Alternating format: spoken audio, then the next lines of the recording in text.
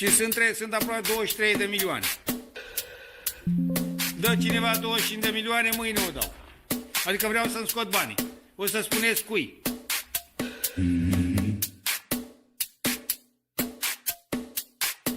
Trebuie riscat. Câteva 2-3 milioane, nu știu. Că riști 2-3 să iei 50. You know what?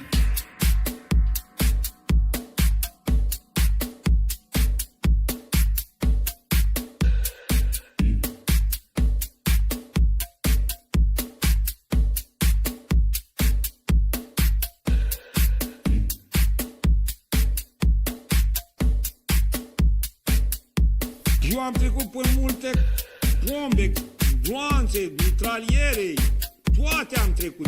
Bombe atomice, le-am trecut și unde sunt viu. I'm not leaving.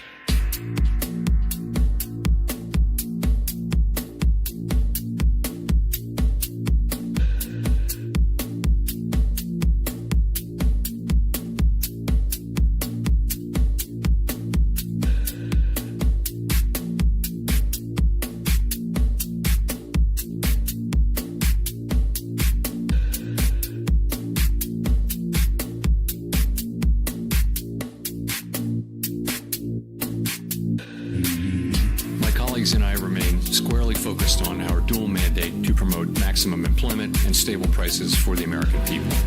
Today, the FOMC decided to leave our policy interest rate unchanged and to continue to reduce our securities holdings, though at a slower pace. Our restrictive stance of monetary policy has been putting downward pressure on economic activity and inflation, and the risks to achieving our employment and inflation goals have moved toward better balance over the past year. Again, I implore you to remember, fuck your puts, fuck your calls. Jay Powell has you by the balls. God bless my money printer.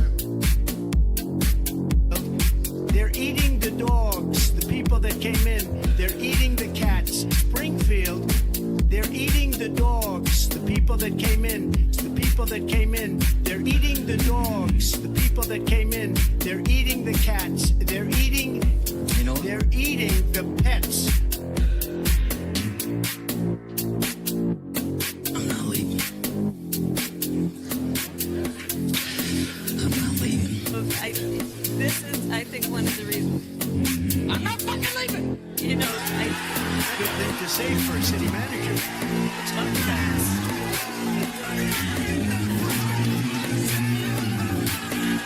The show goes on. This is my home. They're gonna need a fucking wrecking ball to take me out. Going nowhere. 'Cause I ain't going nowhere. 'Cause I ain't going nowhere. 'Cause I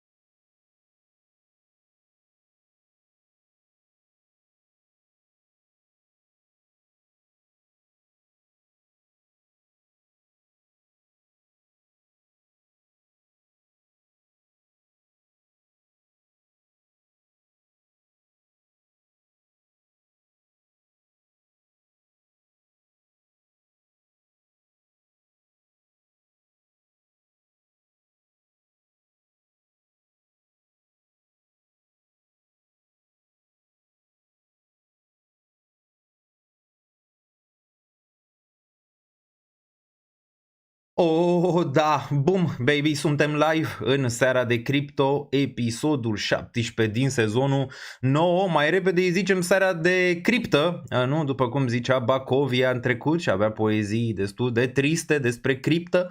Putem să o facem seara de criptă, având în vedere ce se întâmplă cu cripto în ultima perioadă, dar cel mai probabil în ultimii ani de zile în care performanțele au fost foarte slabe. După ce că performanțele au fost slabe, am văzut și o ultimă capitulare, ați văzut, Bitcoin s-a dus un pic sub zona de 60.000. Vom discuta în acest live, desigur, dacă este subsol aici pentru Bitcoin sau merge mai jos. Puteți vota și voi. După cum vedeți, votul deja e undeva la 67% că merge mai jos, ceea ce e bine. O să discutăm și despre lucrurile bune care se întâmplă cu Bitcoin în momentul de față, la nivel de capitulare, o capitulare în masă, nu numai pe Bitcoin, dar și pe toate criptomonedele. Ceea ce istoric a fost destul de bun pentru următorul an sau următorii ani pe zona de criptomonede, deoarece când toată lumea capitulează, de-abia atunci prețul poate să înceapă să crească și ăsta e un lucru bun. Cei care au investit în Bitcoin pe termen scurt capitulează la cel mai înalt nivel din istorie. Din nou, asta mi se pare destul de bun, dar sunt și lucruri negative despre care vom vorbi, deoarece nu mai este niciun fel de interes pentru cripto, având în vedere că Elon Musk își listează IPO-ul SpaceX la 1,75 de trilioane. Și v-am pregătit o prezentare frumoasă despre asta, dacă rămâneți aici până la final, vom discuta dacă e bine să cumpere acest SpaceX ICO, cum se va tranzacționa sau cum cred eu că se va tranzacționa vineri la deschidere, dacă îl shortez, dacă îi dau long, discutăm în acest video imediat. Discutăm și despre inflație, deoarece inflația a venit astăzi la 4,2% CPI-ul și am văzut și corul la 2,9%, cumva în așteptarea pieței. Îmi cer scuze, nu știu, cred că am prins un virus prin Malta. Dacă mă urmăriți pe Instagram, știți că am fost prin Malta și am înțeles că multă lume care a venit acum sau a fost în Malta e la pat răcită și toate cele. Ceea ce trebuia să fie și cazul meu, dar de cele mai multe ori nu-mi place să stau la pat, de asta și recuperarea e din ce în ce mai largă pentru mine, deoarece nu stau niciodată liniștit și orice s-ar întâmpla, oricum intrăm să vedem ce se întâmplă cu piețele financiare. Dar dacă mai strănut, dacă mai tușesc, deja îmi cer scuze în avans dacă asta vă deranjează. Da? Ați văzut că am fost și mai puțin activ în ultimele 2 zile pe Twitter, deoarece de-abia vedeam la un moment dat, nici mai vedeam telefonul să scriu. Dar sunt și despre inflație care Trump ne zicea că, domnule, inflația ar trebui să scadă și o să scadă. Ei bine, nu scade, e la 4,2%, corul la 2,9%. Singura parte pozitivă din inflație e că lună peste lună la cor era așteptat 0,3 și a venit la 0,2. Deci că asta e singura parte importantă. Acum, Trump trage foarte tare să închidă conflictul cu Iranul, după cum vă ziceam, înainte de campionatul mondial care o să înceapă mâine. Pare că nu-i reușește și nu neapărat ăsta e principalul factor la care să uită Trump. Se uită la ședința FOMC de săptămâna viitoare. Da, asta este de fapt cheia pentru Trump, deoarece vrea să închidă conflictul înainte de prima ședință a lui Orș. Ceea ce pare că nu se întâmplă. De ce? Ca Orș să poată să taie dobânda. Da? De asta, dacă îi spune ok, am încheiat conflictul, Orș taie dobânda și toate lucrurile sunt bune, piețele în continuare cresc. Ceea ce pare că nu se întâmplă, deoarece erau foarte aproape de un deal, după cum ne zicea Trump de fiecare dată, suntem aproape de deal, facem deal-ul, semnăm acum, trebuia să fie semnat luni. N-a fost, deoarece Israelul a auzit că semnează deal-ul și au început să atace până în Liban. Ceea ce a deranjat foarte tare pe iranieni. Și iranienii, la rândul lor, au doborât un avion american ieri și Trump s-a supărat și acum pare că vrea să-i atace din nou. Din nou, Trump a zis că face deal-ul de vreo 40 de ori până acum, atât am numărat eu, nu știu dacă ați numărat și voi, îl avem pe Trump aici în spate, nu știu dacă îl vedeți, deci de 40 de ore a zis că face deal-ul și nu e deal-ul. Și desigur de vreo 30 de ore a zis că îi nenorocește pe iranieni și nu i-a nenorocit nici acum.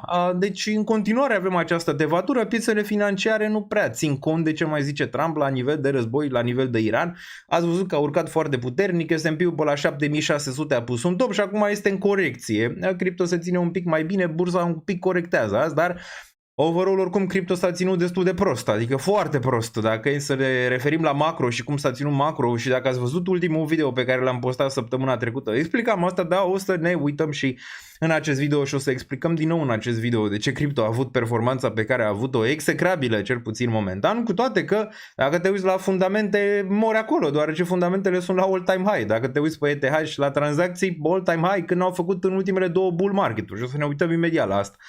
Și desigur instituționalii și toți banii ăștia. Numai că prețul pare că vrea să facă ce vrea el în momentul de față și am mai discutat care sunt cauzele care țin de cripto. Macro a mers excelent, după virgulă, după target, cripto desigur a mers invers. Ok, invers cel puțin de așteptarea mea proprie. Acum, Discutăm desigur despre topul bursier, deoarece am o teorie și acolo, unde cred că macroul se strică de tot și unde cred că vom avea un timeline încă pentru cripto, dacă vă mai vine să credeți așa. Eu în continuare rămân pozitiv oricum pe termen lung pentru cripto asta, ca să se înțeleagă, adică n-am niciun fel de stres că unele criptomonede importante nu-și vor reveni și vor face all-time high peste all-time high, dar măcar să facă și în ciclul ăsta financiar, care din punctul meu de vedere se va termina în 2027, undeva în septembrie 2027 sau undeva pe acolo, prin zona respectivă. Mulți zic desigur că se termină acum cu SpaceX, să listează SpaceX și dă topul. Toată lumea zice asta. Din punctul meu de vedere, nu similar cum toți ziceau că dă topul, nu știu, Trump, tarifele lui Trump sau războiul sau... Nu cred că primul acest IPO SpaceX va da topul, ci următoarele. Următoarele care știm care vor fi, OpenAI, Anthropic, toate astea și încă după. Nu știu, vouă din cripto ar trebui să vă reamintească de ceva ce se întâmplă în momentul de față cu bursa. E exact ce s-a întâmplat în 2017 cu ICO-urile și o să discutăm imediat și despre asta și exact ce s-a întâmplat în 2021 cu IDO-urile. E cam același lucru. Ați văzut, la început toate se listau foarte bine, făceau X-uri, creșteau, toate erau bune și apoi se listau unele care nu mai făceau deloc și cădeau din prima. Și asta o să fie un prim red flag. În momentul când se listează ceva important, nu știu, Anthropic, OpenAI și vezi că nu mai urcă peste nivelul de IPO, de listare, atunci o să fie o problemă mare și atunci te poți uita, să zicem, la un top mai mare. Eu cred că 2027 să strică, desigur, 2028 așteaptă toată lumea, dar e foarte probabil să fie un front run la acest lucru. De ce nu cred că vine acum topul pe burse? Deoarece încă sunt vreo 9 trilioane pe margine, care banii ar trebui în primă fază să intre înainte de a vedea un top mai mare și o bulă mai mare, înainte ca ea să se spargă. Și desigur toată lumea așteaptă spargerea acestei bule la fiecare corecție. E bine, la următoarea corecție în care se va cumpăra din nou și bursa va face all-time high și vom vedea 8000 de la S&P 500, nimeni nu o să mai creadă că o să fie topul bursier. Între 8.000 și 10.000 pe S&P, acolo cel mai probabil o să fie topul pe acest ciclu și o să fie, desigur, dacă ați privit istoria ce s-a întâmplat în 2021 pe cripto și în 2017 pe cripto, corecțiile vor fi mari și pe partea bursieră. Adică o să vedeți acțiuni care o să ia minus 80, minus 90% și dintre astea mari, și aici ne referim, desigur, la cele mai noi care au performat foarte bine, gen Palantir. Te poți aștepta la un Palantir la minus 80% fără niciun fel de problemă, având în vedere ce performanță a avut din 2022-2023 până în prezent. Deci multe vor lua 80-90%, dar desigur vor fi oportunități destul de mari în momentul ăla. Da? Nu văd înainte de 2027 vara, ceva undeva pe acolo prin zona respectivă. Primul an al lui Orș probabil o să fie destul de bun, o să și taie dobânzile de referință, cel puțin așa cred. Chiar dacă piața nu așteaptă asta, cred că dacă Trump încheie în sfârșit conflictul, îi va da, să zicem, această pârghie lui Walsh pentru a tăia dobânda de referință și o să-l împingă. Acum Walsh desigur nu e singur în ceea ce privește decizia și o să vedem săptămâna viitoare prima lui ședință, deci vă aștept, cred că miercuri o să fie, miercuri prima ședință cu acest Kevin Walsh.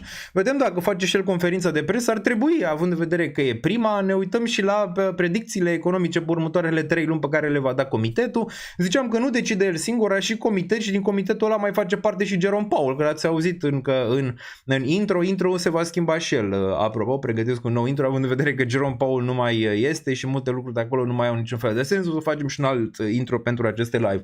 Bun.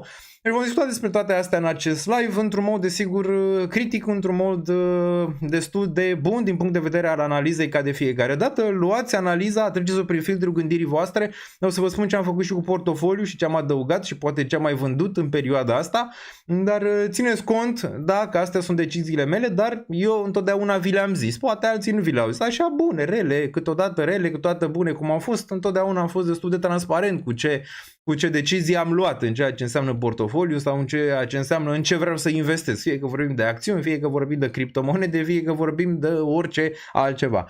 Vine și Cupa Mondială și am un concurs pentru voi, un joc în care desigur o să particip și eu, am mai făcut asta și în trecut, îl puteți găsi pe Twitter, da, hai să intrăm aici, dacă vă place Cupa Mondială. Am adăugat bani de la mine, îmi lăsați cineva în comentarii și o să discutăm imediat și despre comentarii, deoarece sunt interesante, cumva îți dau o senzație că ai vrea să cumperi dacă ești aici din trecut, dar hai să ne uităm un pic la ce vorbeam. Deci asta este liga, o să vă pun și vouă aici, da? Pe Scorito, imediat, o să vă pun link-ul aici.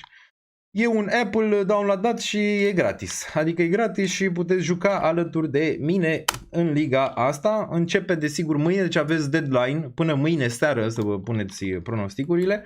Ok, premiile o 1050 în premii și le puteți vedea aici care sunt premiile. Locul 1, $200 în cripto, o lună Patreon Live Trading, locul 2, $150 în cripto, locul 3, 100 și tot așa. Le puteți vedea aici până la 19. Da, bun, și aici putem vorbi de comentarii. Uite, de Tom, pe care l-am mai văzut în comunitate și știu că zice doar așa. Știu că el o să rămână aici până la final în ceea ce înseamnă investițiile. La cât sunt pe minus în cripto pentru $200, nici să citesc postarea nu îmi vine. No, hei, da, înțeleg. Am zis că încercăm la anul. Poate la anul ar fi un pic mai bine. Și uite, ți-au tăiat ăștia internetul și nu te lasă să postezi doar sponsorizări de nu mai zici nimic? Păi am și răspuns aici. Care sponsorizare? Aș vrea să mai fie sponsor, dar după cum vedeți nu prea mai sunt. Deci banii sunt de la mine, cum a fost și anul trecut, aia 5.000 pe care i-am dat comunitate, tot de la mine, adică de la mine, nu prea mai sunt, având în vedere cum performează piața de cripto, de unde? Găsește-i de unde, știi ce zic? Deci da, sponsorul sunt eu pentru acest joc pe care îl vedeți aici, Gigel participă și tot așa, bun. Super idee, zice Andrei, dar intrați deoarece dacă vă place și vreți să e ceva fan, mai ales pe zona asta în care nu se întâmplă mare lucru în zona de cripto, e ceva, să zicem, fan pentru comunitate. Dar după cum vedeți, comentariile ajung la un nivel, să zicem, foarte mare de exasperare, ceea ce este normal.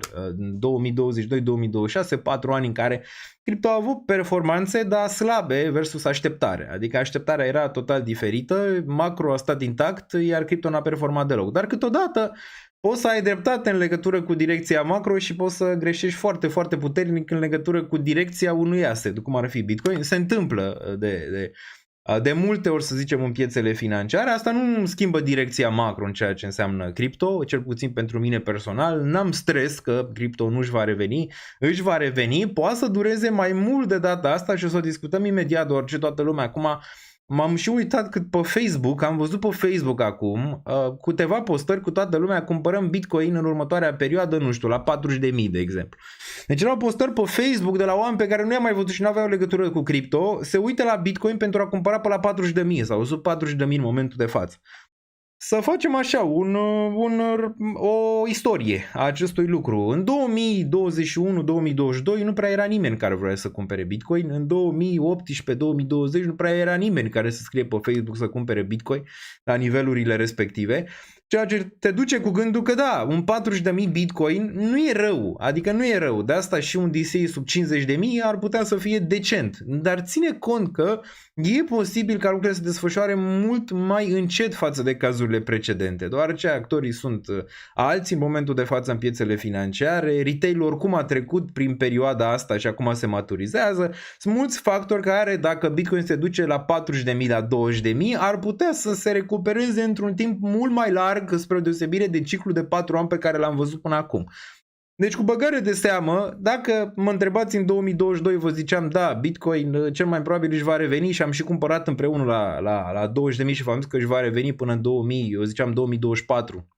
Și a revenit chiar în 2024 și a făcut all-time high. Același lucru ziceam și în 2020. E bine, în 2026, mie mi se pare că 2026 nu e 2022 și nici măcar nu e 2018-2020 în niciun caz. Adică lucrurile mi se par un pic diferite, cel puțin cum curge lichiditatea și cum acest ciclu de 4 ani care ar trebui să înceapă pentru Bitcoin undeva, ar trebui să fie bottom anul ăsta și ar trebui să înceapă de anul viitor un nou ciclu ușor, s-ar putea acumula cu un ciclu macro bearish pentru piețele financiare clasice, în care lichiditatea iese din toate zonele și avem recesiune. Și atunci nu știi cum va performa Bitcoin. Cele mai mari șanse sunt ca Bitcoin să nu-ți performeze chiar dacă e în ciclu de 4 ani bullish, ok? Și atunci să ai un Bitcoin sub 100.000 până în, nu știu, 2030. Deci cu băgare de seamă, când cumperi Bitcoin, să zicem dacă se duce la 40, la 20, nu-ți faci o speranță că se întoarce la all-time high imediat în următorul an și o speranță atât de mare pe ciclu de 4 ani, care ar putea să te dezamăgească. Nu înseamnă că nu se poate întâmpla, dar s-a întâmplat deja de mai multe ori la rând, plus că acum ai câteva chestii un pic mai diferite față de cazurile precedente. Și asta zic, dacă oamenii pe Facebook vor să cumpere Bitcoin la 40.000, fie să duce la 20, fie nu atinge 40, fie atinge 40 să duce la 20 și stă sub 100.000 3 ani, chestii de genul ăsta, deoarece piața întotdeauna face durere în mari majorități din din piață, ok? Bun, deci asta nu înseamnă că nu o să mai cumpăr Bitcoin dacă se duce, nu știu, sub 30.000, media o am pe la 20.000 în momentul de față pentru Bitcoin, deci nu știu, nu m-ar interesa neapărat 50 sau 40 pentru BTC. E posibil să ai alte zone de performanță în următorul ciclu, Bitcoin să stea flat, sunt multe chestii pe care trebuie să le iei un pic mai diferit de data asta, deoarece se pupă mai mulți factori față de cazurile precedente în care, da, ciclul de 4 ani mergea destul de bine, în care bursa n-avea ce se întâmplă în momentul de față, aurul nu performa cum s-a întâmplat în momentul de față, n-aveai un AI bubble care stă aici să crape la un moment dat în timp, nu înseamnă că va crăpa de tot, că niciodată nu-ți dumăr, va crăpa, va avea condiții de 80% și își va reveni, da? Poate să dureze o lungă perioadă de timp, da? Bun. De asta, întotdeauna investițiile fă-le echilibrat, nu le face să zicem că zice cineva cumpără la 40.000 Bitcoin că în 2027-2028 se duce înapoi la 150.000-200.000. Se poate întâmpla, dar eu o zicem cu băgare de seamă. Pentru că deja ai avut mai multe cicluri de genul ăsta pe Bitcoin și acum actorii sunt un pic diferiți în ceea ce înseamnă piața de cripto și asta se vede. Plus am zis, demografia e diferită, oamenii se maturizează în momentul de față, investesc și în alte zone și cumva lichiditatea nu mai e pentru cripto și asta și vedem în momentul de față în care lichiditatea e foarte, foarte scăzută. Clar că ține și de cripto ce s-a întâmplat până acum, încă n-a atras, să zicem, lichiditate și a atras oameni care să plece, a nenorocit market makerii anul trecut și toți traderii anul trecut. Au fost multe chestii care au, să zicem, la o neperformanță pe zona de cripto, spre deosebire de toate celelalte piețe care, bam, au mers în sus în mare parte. Bun, arăți mai fresh, ai fost la alergat, nu sunt atât de fresh, probabil este de la cămașă, dar crede-mă că nu sunt chiar atât de fresh, având în vedere că de-abia m-am târât până aici. Bun, mai lăsați comentarii, deci astea sunt subiectele despre care vom discuta, vom trece prin toate la rând, le vom lua pas cu pas, vom face și analiză tehnică, dacă vreți vorbim și despre ce se întâmplă prin România, că e posibil să avem un nou prim-ministru, da, iar Nicușor Dan, ați văzut că acum nu-i mai place cu partidele politice, adică nu-i mai place cu votul, deci nu mai place votul populației de anul trecut și nu-i mai plac partidele politice și a decis să desemneze pe cineva care nu are niciun fel de treabă cu votul populației și cu partidele politice, ok? Și aici, ajungi din nou la vorba aia lui, cum îl cheamă, lui Georgescu, care era împotriva partidelor politice, dar aia în mare parte e democrația, știi? Adică oamenii au votat ca partidul ăla, fie că e PSD, fie că e PNL, fie că e USR, să dea un prim-ministru, că așa merge democrația în care stăm în momentul ăsta, da? Dar pare că acum președintele s-a întors așa un pic și a zis punem un tehnocrat pe Tomac, bun. A investit în SpaceX, merită. Dacă vreți, trecem direct la asta. Vreți asta cu SpaceX? Hai să o facem pe asta cu SpaceX acum, dacă vreți. Bun, v-am pregătit asta pe SpaceX aici. Dacă vă place, apăsați desigur butonul de like, nu știu, hype, ce să mai dă. Oricum, al nenorocit algoritmul de live YouTube-ul. Nimeni nu mai face view-uri pe YouTube, indiferent ce canal ai, ce size ai. E din ce în ce mai greu să faci, să zicem, vizualizări pe live-uri. Dar asta nu o să mă împingă pe mine să renunț la live-uri niciodată. Îmi plac, stăm aici ore, analizăm toate piețele financiare, reluăm pe toate la rând. Bun.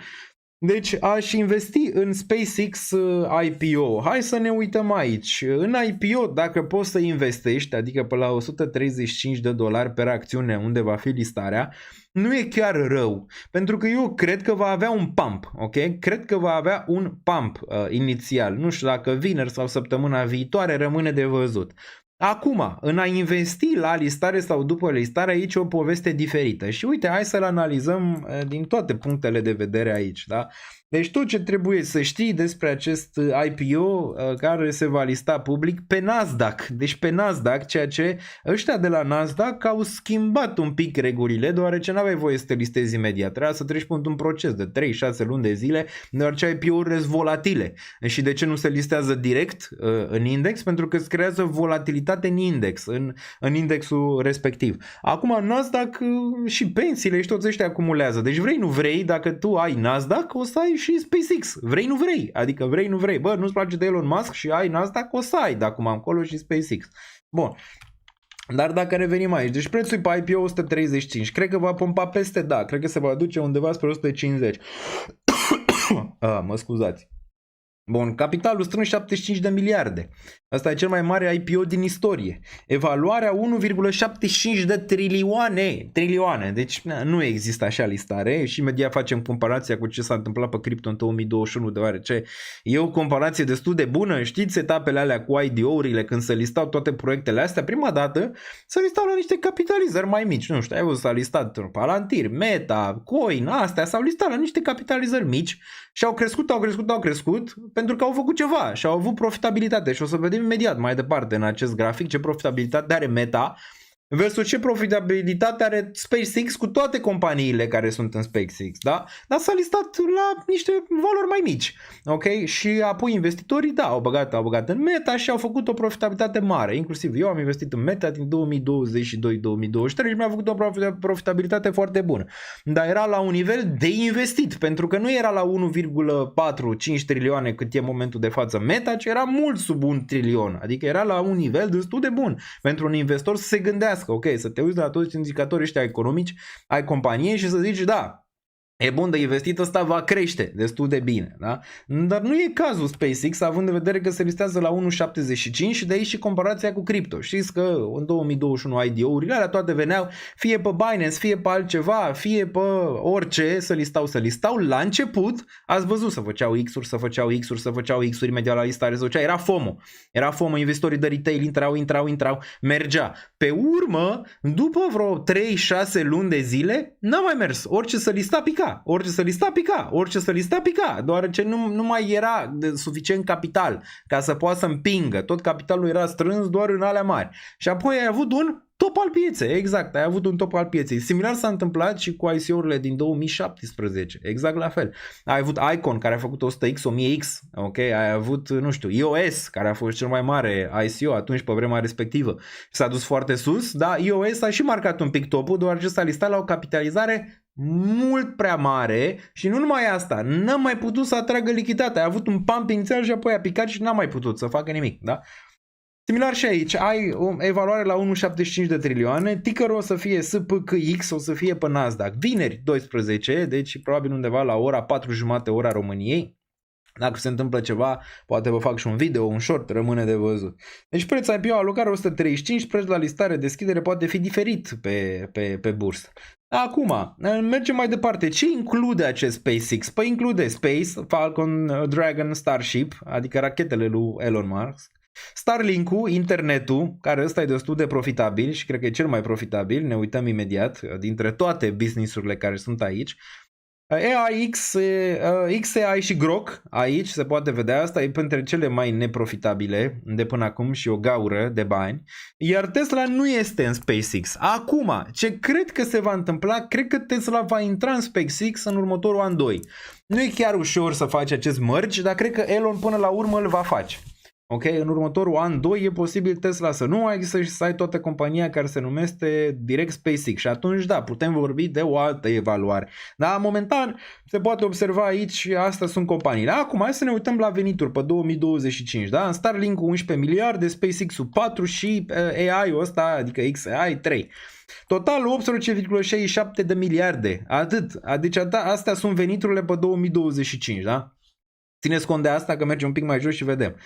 Chemați-vă prietenii, vecini, analizăm desigur SpaceX-ul dintr-o perspectivă economică, profesionistă, ca să decidem ce naiba facem cu el și cum îl vom tranzacționa. Bun, financiar 4 aici, 2025, venituri, se poate vedea 11,67, EBITDA, care este profitul operațional și ajustat 6,58, pierderea netă, o putem vedea aici, deci a avut pierdere netă de 4,94 de miliarde SpaceX, dar creșterea versus 2024 totuși este de un plus 33%. Ok, bun, mergem mai departe. Cine controlează această companie? Spre deosebire de Tesla, aici Elon Musk are mult mai multă putere. De aici și dorința lui Elon, să treacă Tesla în SpaceX, deoarece în Tesla nu are atât de mult. Uite, aici are voting power 83,8%. Deci el controlează compania. Ca să o luăm așa, cu un equity de 42,5%, în Tesla are vreo 15%, din câte țin eu bine minte când m-am uitat ultima oară pe companie. Da? Bun. Și putem să vedem că e fondator din 2002. Aici Elon Musk nu ne interesează neapărat asta, dar asta ne interesează aici, care are un voting power, deci el decide, 83,8 aici, da?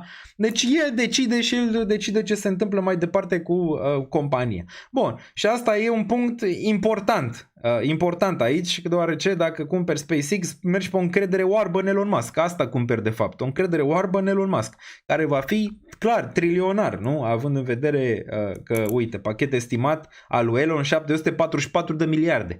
Și mai are și din Tesla, așa, face peste 1 trilion. O să fie primul trilionar, cred că deja e oricum. Bun, hai să vedem comparația aici PS, adică valoarea companiei împărțită la veniturile anuale, și asta vreau să fiți foarte atenți aici, cu cât e mai mare, cu atât compania este mai scumpă raportată la vânzări. Și țineți-vă bine, aici, dar nu este cel mai șocant lucru, mergem la următorul, da, hai să ne uităm aici, da? Deci Boeing are un 2X, Tesla are 14X, deja oricum Tesla e prea scumpă dacă te uiți, Nvidia are 23X și asta e prea scumpă, dar măcar aici poți să faci caz de diferite creșteri în viitor. SpaceX 94X aici, deci, din nou, tragi tu concluzia, Rocket Lab, de exemplu, are 108X aici. Da? Tragi tu concluzia, dacă, să zicem, e o investiție bună, imediat, la listare la 1,75 de trilioane.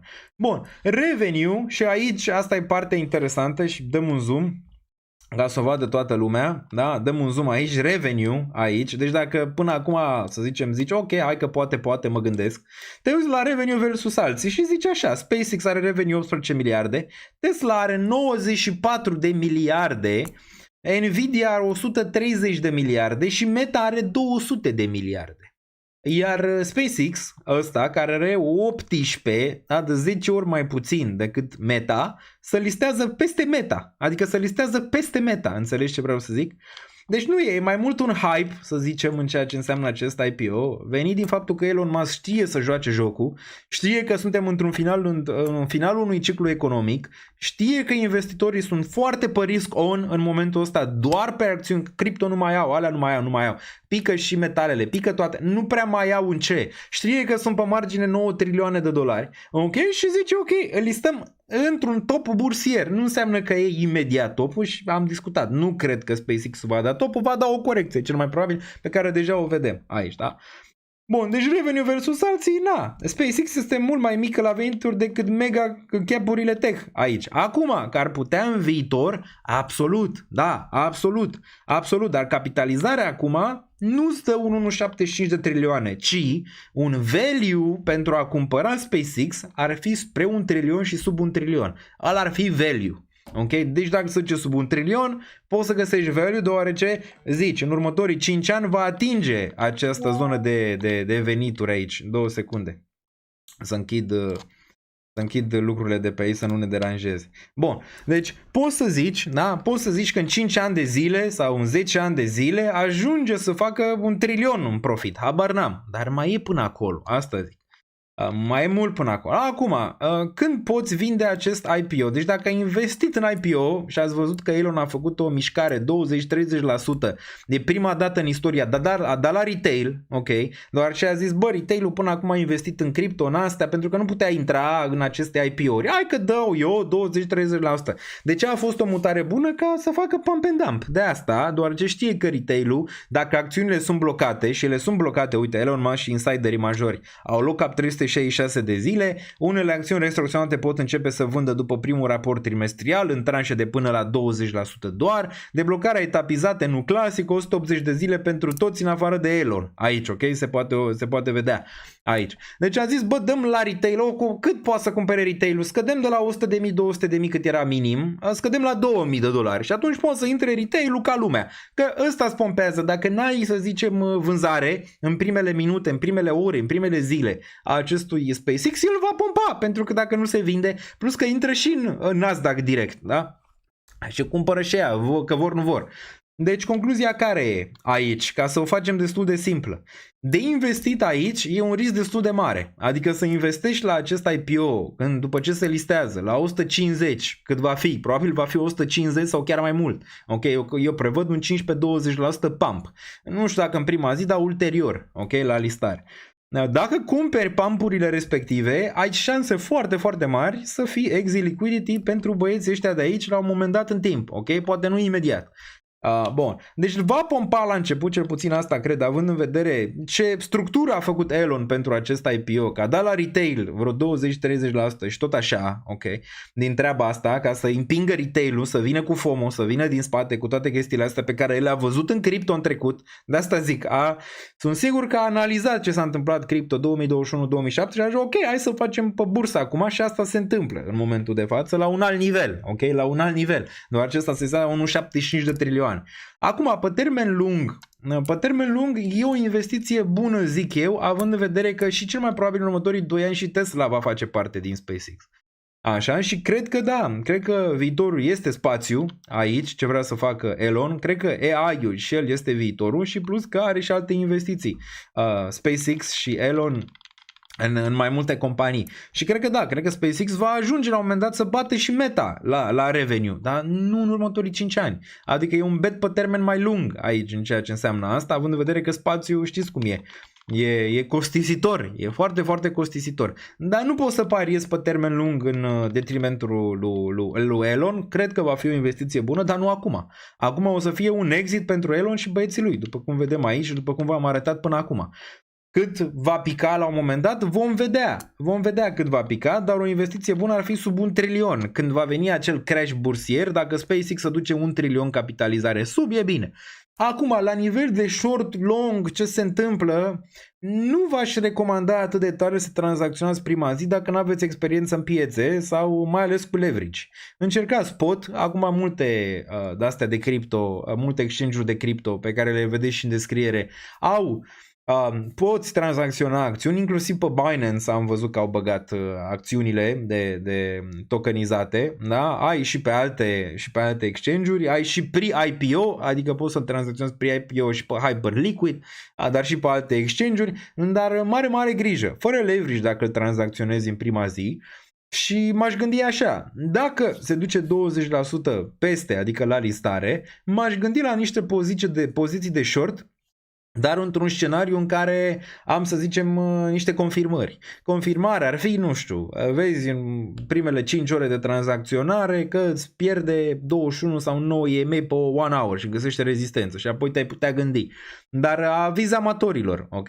Dar și invers, adică dacă îți pompează foarte mult, poți să te gândești și la poziții de long scalp imediat după ce îți retestează zonele de jos. Dar pe ăsta o să tranzacționez și eu personal, dar nu în prima săptămână, adică nu în prima zi. În a doua săptămână și o să vă și zic cum îl tranzacționez. Ok? Dar mare grijă la listare în mare parte. Dacă se duce peste 2 trilioane, eu zic că e prea sus și probabil va corecta odată ce îl vezi peste 2 trilioane.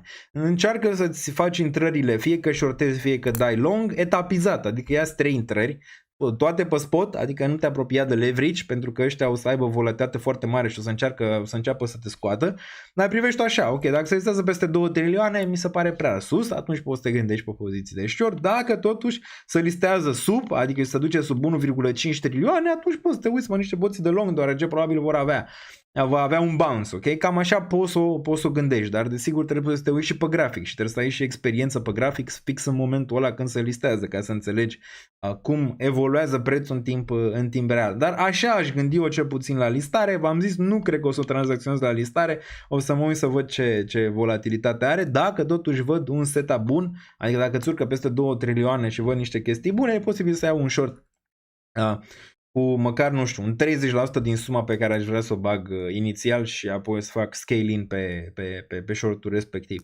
ok, din el, dar pe 1x leverage, adică nu m-aș apropia de mai mult leverage aici în ceea ce înseamnă această tranzacționare, similar cum am shortat și petrolul în același mod, când v-am zis 110, putea shorta petrolul la 110, unde sunt analiștii acum care zicea că petrolul se duce la 200.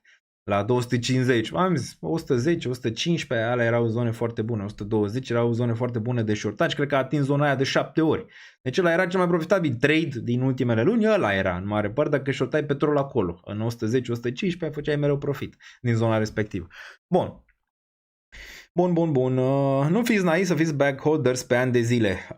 Depinde, eu zic că la început va pompa, dar din nou nu e neapărat o intrare bună, după cum v-am explicat aici. Dar asta înseamnă când toate lucrurile arată așa rău, inițial va pompa. Știți cum era la cripto? Bă, toate lucrurile astea nu va pompa, nu va face, și pe urmă pompa din neant, adică de nicăieri îl vedeai, bam, pam. Așa probabil va fi și aici, deoarece FOMO este mare. Este mare, cel mai mare IPO din istorie și nu cred că va mai fi nimic altă companie care să o listeze Elon Musk în viața lui, că nu poate să trăiască, cred, la infinit. Vom vedea, poate cine știe, aia îi rezolvă problema. Dar planul, poziție mică, și asta vă recomand, întotdeauna începeți cu poziții mici, nu vă aruncați prea tare imediat, încercați poziții mici, poziționări mici, sizing-ul e foarte important mereu în tranzacționare și de multe ori mulți pun sizing prea mare și greșesc pe partea respectivă și au emoții în tranzacționare. Intrare graduală, cum am zis și eu aici, și fără FOMO, da? Fără FOMO, nu face FOMO, că asta vrea Elon, vrea să-i faci FOMO.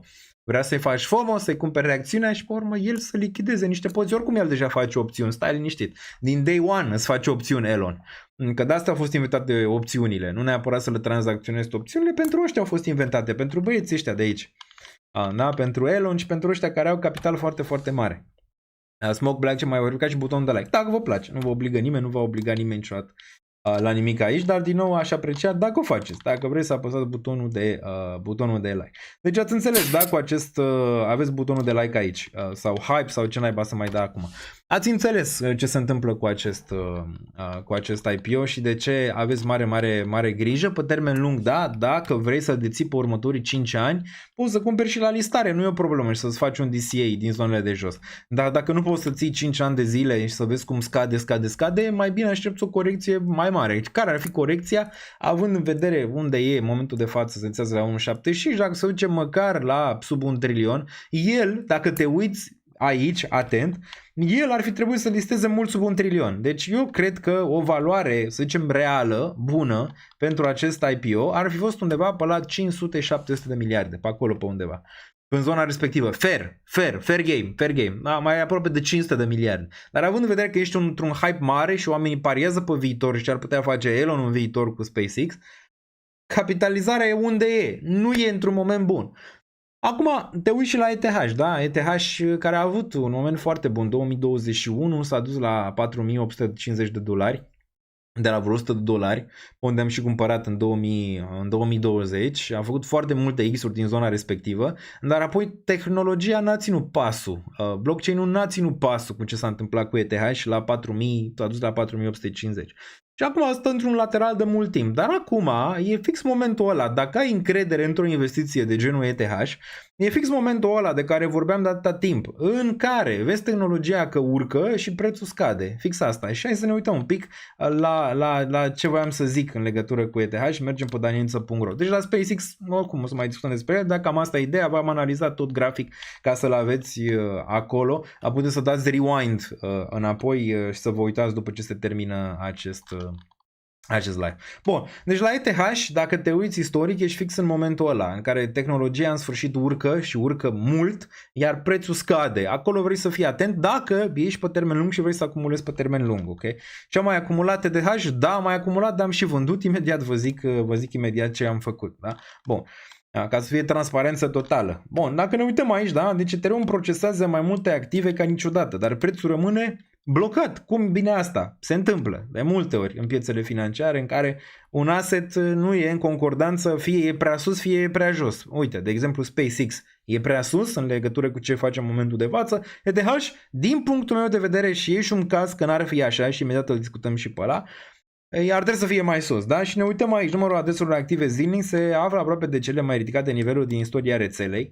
2018, 720.000 de adrese, 2021, 800.000 de adrese, 2025, 2026, peste 1 milion în mod regulat de adrese, cu vârful la peste 1,3 milioane de adrese active.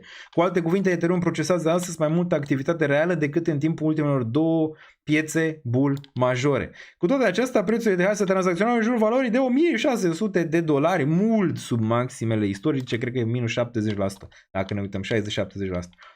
Contextul, activitatea on-chain continuă să crească, stablecoins, tokenizarea și aplicațiile DeFi rămân dominante din ecosistemul ETH. Sentimentul investitorilor este la unul dintre cele mai scăzute niveluri din istorie, nu ultimii ani. Din istorie, n-a existat niciodată așa ceva. N-a existat, de când sunt eu în zona de cripto, de când s-a lansat ETH, n-a existat așa ceva, acest sentiment vreodată. Diferența dintre activitatea rețelei și evoluția prețului alimentează una dintre cele mai importante dezbateri din cripto și aici o facem și noi acum.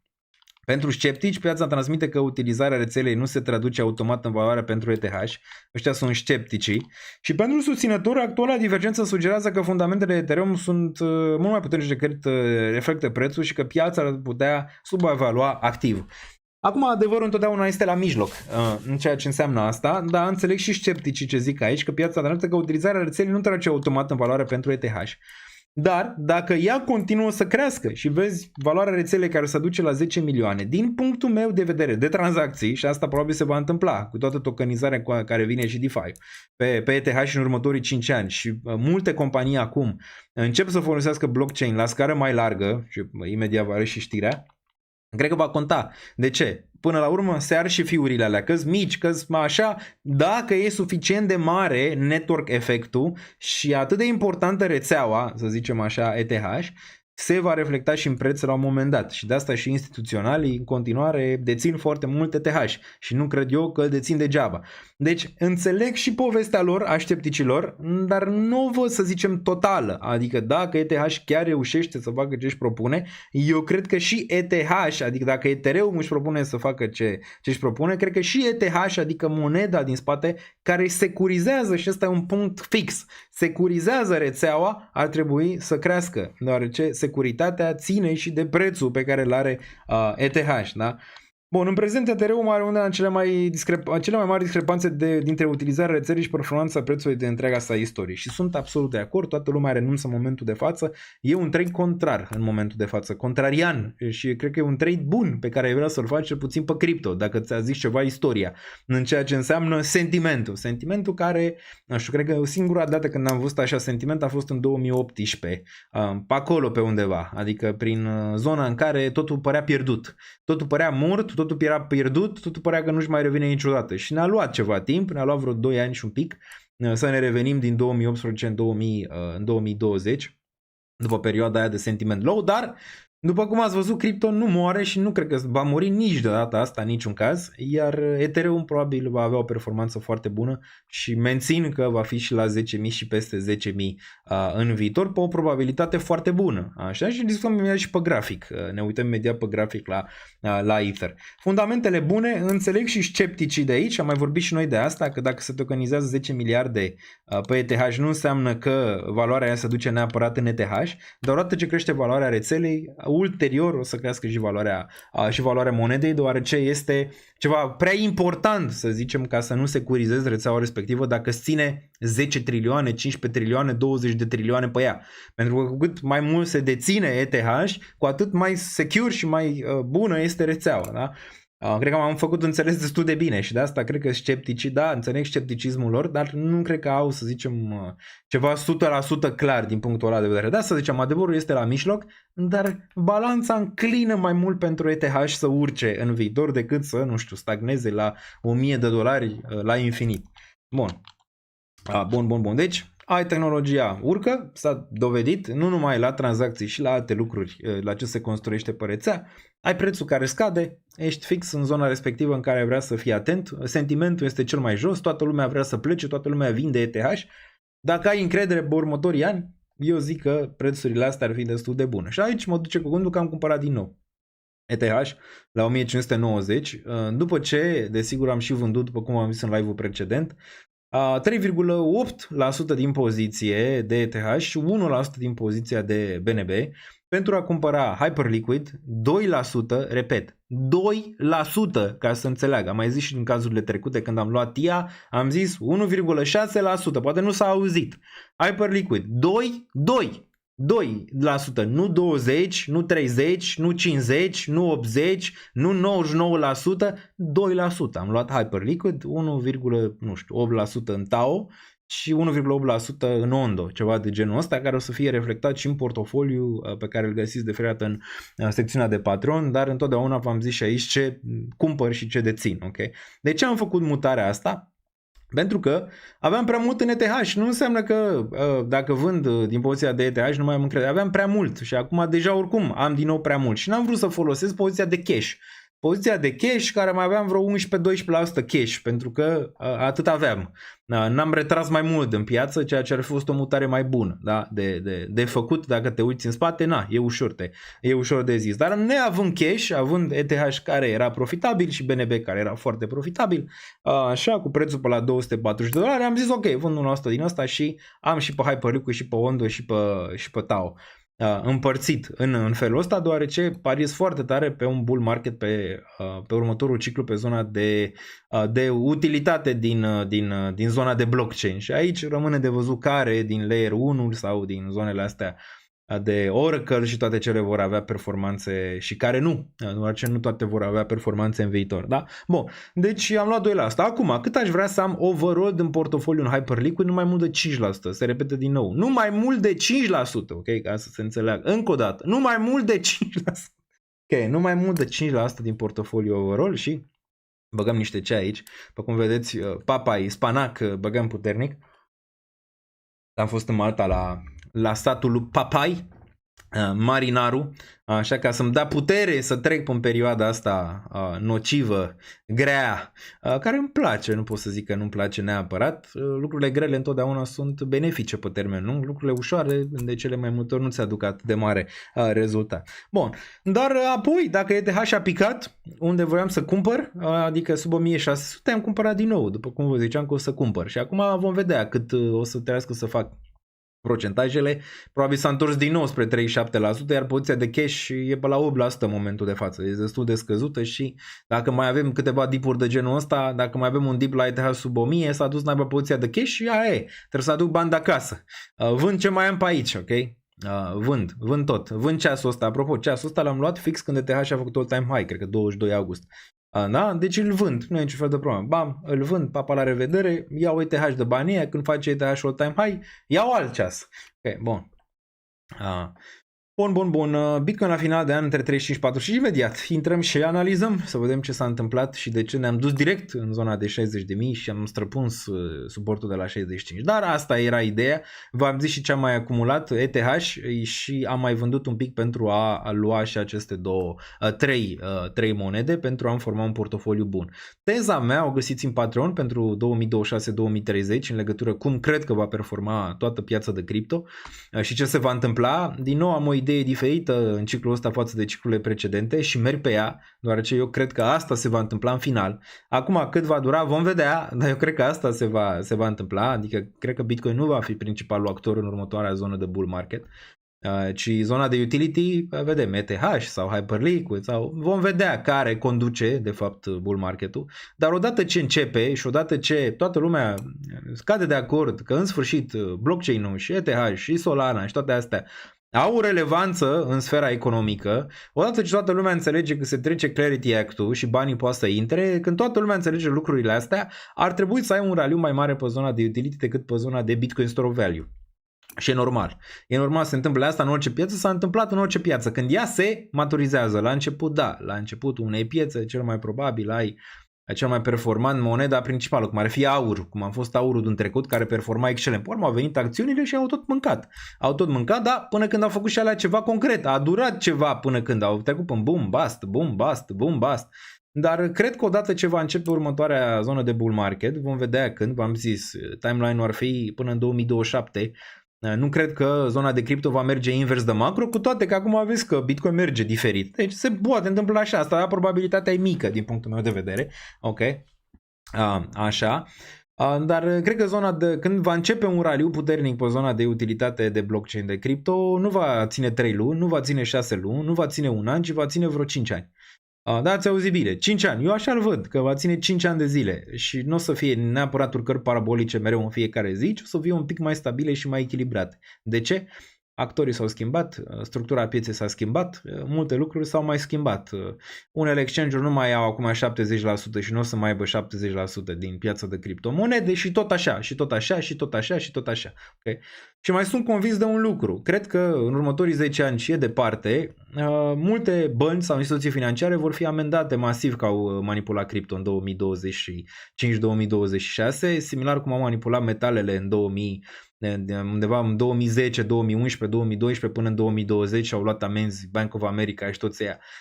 S-a dovedit că au manipulat prețul la metale. Sunt absolut convins că vor lua foarte multe amenzi, nu știu, JP Morgan, Bank of America și toți băieții ăștia pentru manipulare sau niște firme conexe de aceste companii. Okay? Sunt absolut convins că se va întâmpla. Da, asta le vedem cel mai probabil după multă perioadă. Deoarece nimeni nu e interesat imediat să vadă. Bun. Fără Caterin că eu cumpăr gold. Nu știu dacă e cea mai bună investiție, având în vedere că a picat de la 500 și acum se tranzacționează pe la 2 sau cât e în momentul de față, 3 în zona respectivă. Nu știu dacă e cea mai bună investiție. Dacă vrei să rulezi din 2 în 20, ar fi poate o idee, dar riscul să zicem ar fi un pic prea mare. Poate vrei să te concentrezi mai mult pe ce a ținut, nu? Mai bine. Vorbim și despre Solana. Solana, de exemplu, în care eram mare fan și am cumpărat-o la $10, dacă țineți minte, și ziceam că repetă istoria. Acum cred că repetă istoria ETH, dar la modul negativ. Acum a repetat istoria ETH aproape. Da? Acum cred că repetă istoria la ETH, tot ETH, dar la modul negativ. Ce înseamnă asta? Înseamnă că probabil Solana va fi neperformantă a ciclului viitor. După acum a fost ETH și neperformantă a ciclului ăsta și de-abia a făcut un all-time high. Neperformantă. Nu ne place în cripto să o numim neperformantă pentru că a făcut un mic all-time high. Da, a avut o performanță. Hai să zicem că e neperformantă față de Bitcoin care a rulat mai tare. Cred că Solana o să aibă aceea soartă pentru că sunt multe monede și mulți backholder din spate și multe companii care au cumpărat foarte jos și acum distribuie. Și nu cred că vom avea o capitulare finală pentru Solana până când nu va pica sub 50. 20, 30 ar putea să fie un preț bun pentru Solana, dar ține cont că e posibil să nu mai atingă all-time high 5 ani.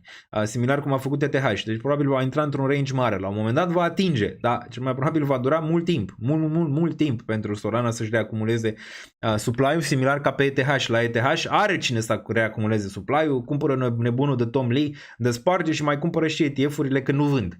Overall au cumpărat mai mult decât au vândut și ne putem uita că vând acum în ultima perioadă și aici intră vorba de o manipulare în masă aici a instituționalilor, dar nu neapărat. Ăia ies din cripto pentru a intra în acest IPO, să prindă zona de AI, hype, tech. Ok, de asta se lichidează multe poziții și de aur, și de Bitcoin, și de ETH, și de toate astea. Ok, dar asta duce oportunitate pentru cei care nu, să zicem, nu renunță și văd lucrurile cât de cât mai echilibrat în zona asta de cripto.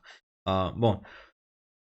Penguin nu mai reacumulezi, momentan nu am poziția respectivă, dacă se duce mai jos probabil da, dar după cum ai văzut poziția de cash e mică și n-am mai adus bani din buzunar de prin, nu știu, 2020 cred, real vorbind. Întotdeauna am jucat cu stack-ul pe care l-am făcut în ciclul precedent. Acum e foarte posibil să aduc și bani din buzunar în ceea ce înseamnă investițiile în cripto sau ceea ce n-ar fi bine, să folosesc banii pe care i-am retras 40% din bursă pentru că acțiunile din portofoliul meu au performat excelent și am retras 40%, să-i folosesc pentru cripto, dar știu că asta nu e bine.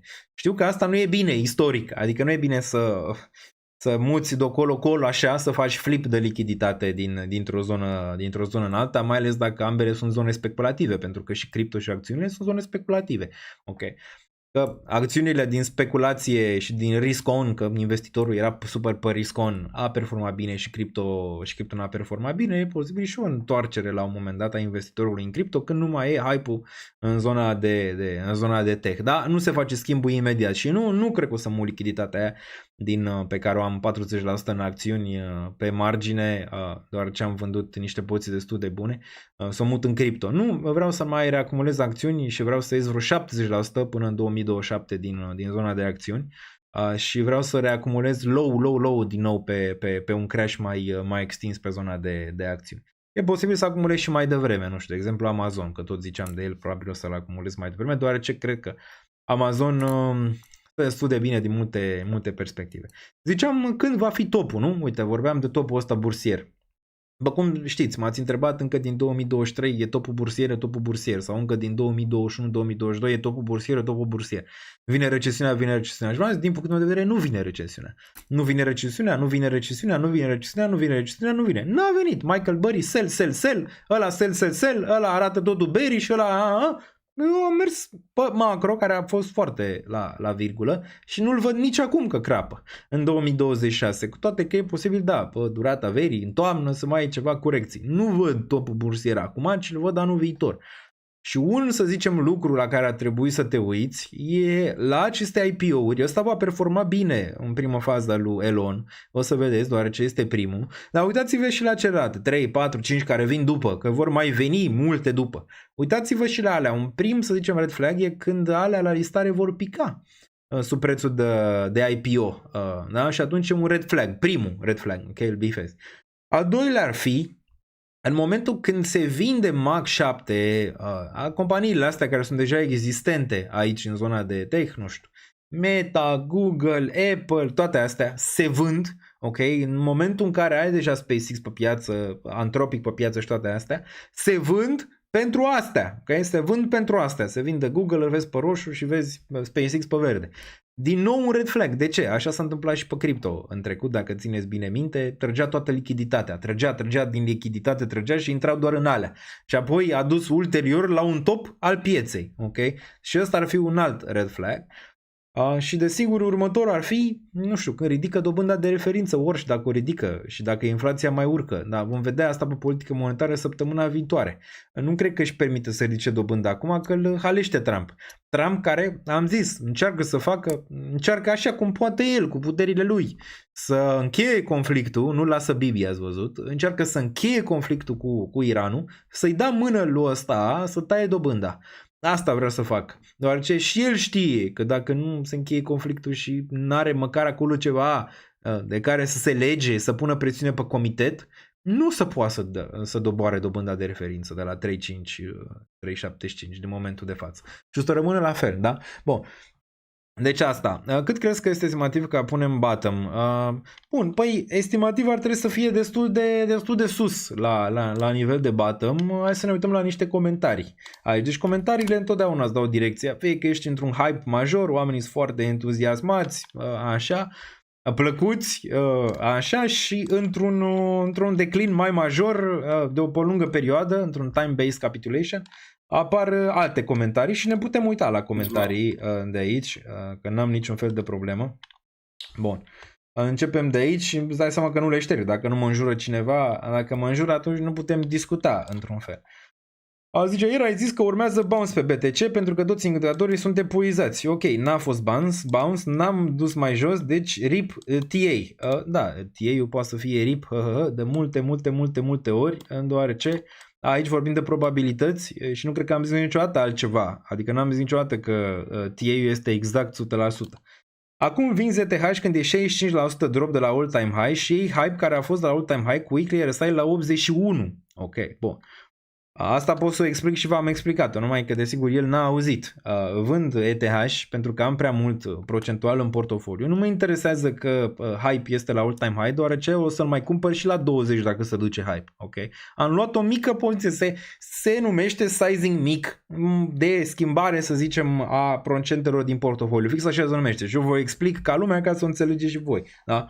N-aș lua, că de-aia nici n-am luat hype cu USD, cu RSI la 81, la 60-70 de dolari, că n-aș lua așa ceva. Am luat cu poziția pe care am vândut-o, una mică din ETH și am luat niște hype ca să am niște ceva procent acolo ca să pot să mi-l fac pe termen, să zicem, mai lung poziția respectivă, să o drămuiesc. Nu mă aștept ca hype să ducă direct de unde am luat eu la 1000 de dolari. Nu asta e așteptarea mea. Așteptarea mea e să facă range, să ducă mai jos, chiar să corecteze și sunt ok cu asta. Okay? Bun.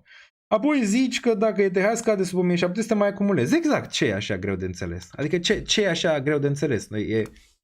E greu de înțeles chat? Da, mai acumulez. Mai am 12% cash și din ăla mai acumulez, că ăla era plan. Bun.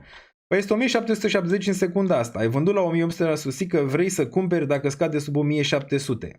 De asta zic, uite, eu încerc să fiu cât de transparent pot.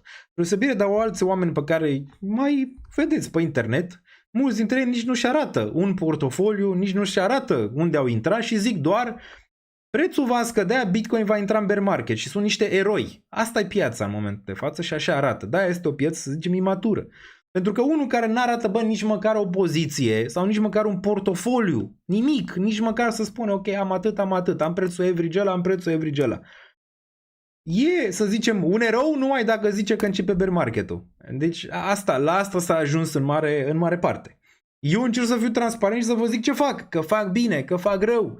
Rămâne de văzut, nu pot să fac doar bine. Dacă vreți să vedeți un parcurs real al unui investitor din piețele financiare, puteți să mă urmăriți în continuare. Dacă vreți să urmăriți vise cu cine prinde topul, vine bear market-ul, fără să arate măcar un portofoliu, măcar un trade, măcar ceva, mergi și urmăriți persoanele. Adică, asta e foarte liber, să faceți ce vreți.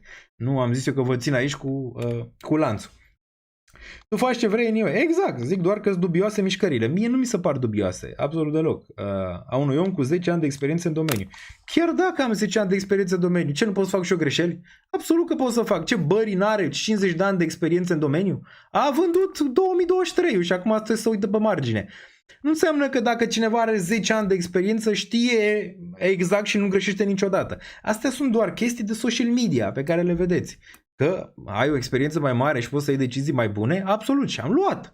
Nu m-am aruncat foarte tare cu tot portofoliul în altcoin-uri, am stat bine pe Bitcoin, am stat bine pe Ether, l-am stat echilibrat și sunt jucător în momentul de față în piață, nu am pierdut tot, ceea ce asta e foarte important, că n-am pierdut tot, nu știu, pe futures, pe alte zone, pe tranzacționare, sunt în picioare, asta e important ca investitor, sunt în picioare, pot să merg, am în continuare portofoliu, îl duc în spate, așa cum e, câteodată mai ușor, câteodată mai greu, așa, dar nu înseamnă că dacă ai 10 ani experiență în domeniu nu poți să greșești, adică nu poți să greșești la urma urmei și asta e adevărul adevărului.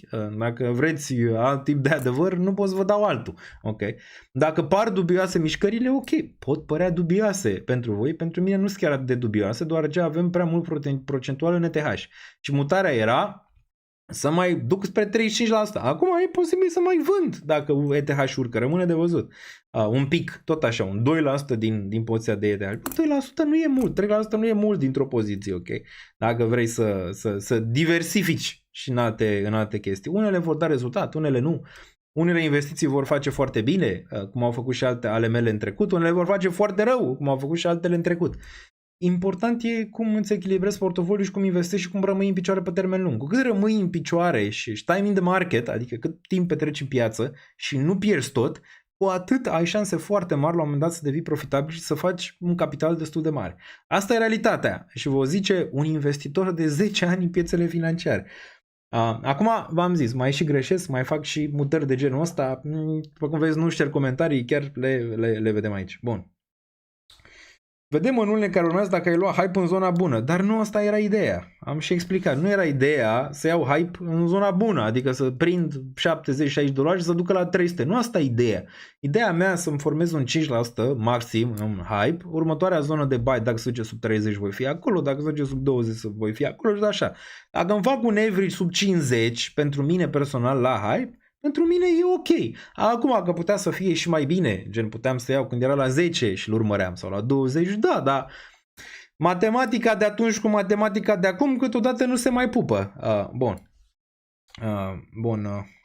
Dar simt că iar ai dat o gherlă pe care cel mai probabil nu-ți vei asuma că întorci cumva. Păi mi-am asumat cam tot ce am făcut. Dacă observi, inclusiv își citesc comentariul. Deci, da, nu știu, gherle, nu știu dacă vrei să o numești gherle, da? Eu o numesc investiție proastă. Poate să fie, dacă Hyperliquid în următorii 2 ani, nu știu, nu performează și îmi fac un average la $30 și nu performează, pe urmă e investiție proastă, da? E o investiție proastă cu puțin procentual din portofoliu. Ok? Dar ce, în investiții nu mai poți să și pierzi? Adică e doar pe câștig sau cum? Bun, dar vă ziceam de Hyperliquid, să nu așteptați după mine chiar când era la $20.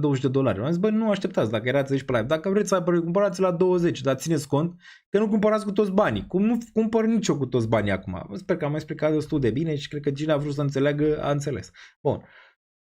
Bun, că ai luat foarte puțin, păi am luat foarte puțin.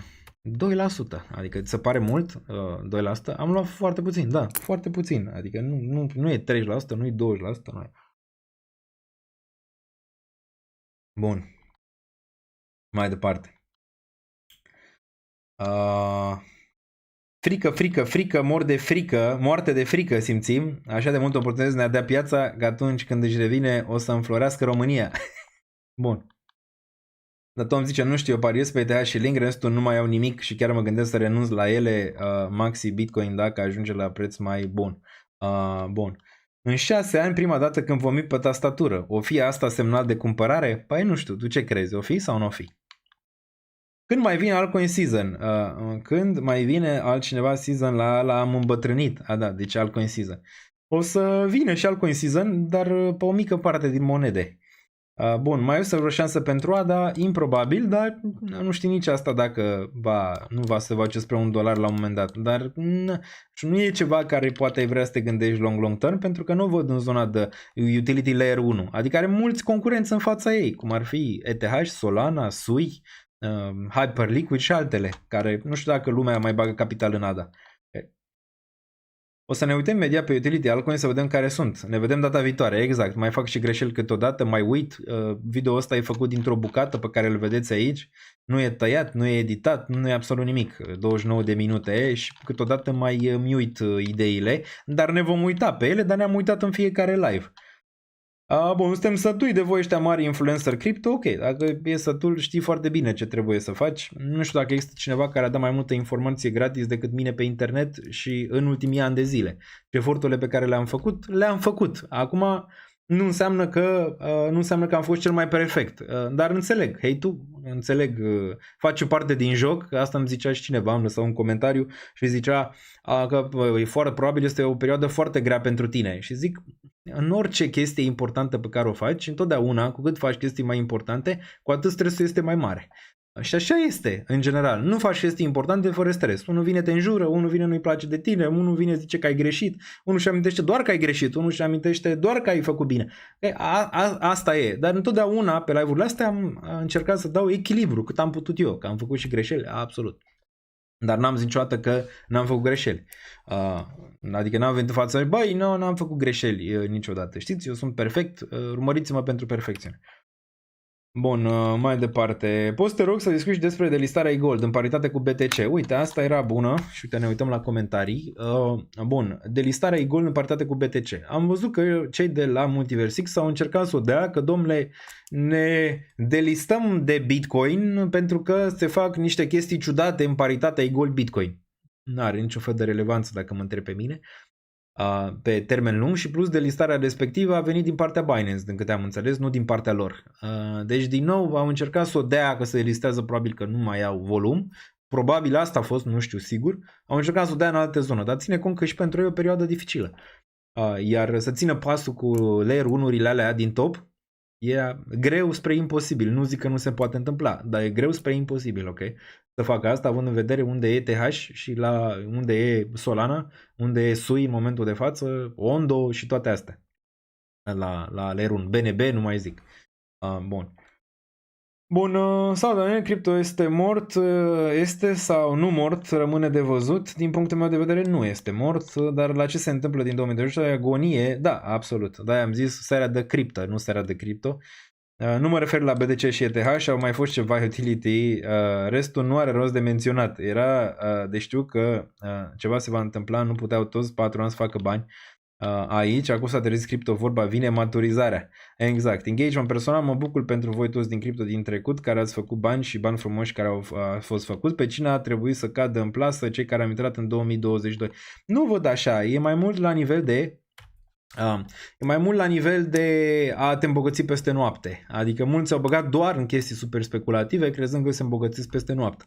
Dacă băgai puțin din portofoliu, cum mulți din comunitate au făcut și n-au băgat tot într-o monedă super speculativă și-au obținut ETH, Bitcoin, BNB, cum am ținut și eu, Solana și restul, nu cred că e chiar atât de rău sentimentul. Dar dacă ai băgat 80%, 90% din portofoliu doar în chestiile speculative, atunci trebuie să-ți asumi riscul pe care ți l-ai pus. Apropo de asta, puteți merge pe danielniță.ro să vă faceți riscul. Imediat vă pun, aveți și la cripto și acum și la acțiuni. Le aveți pe ambele, să vă aflați riscul. Care e riscul vostru, să zicem, în zona asta de investiție? Vă pun aici la secțiunea învață, îl găsiți.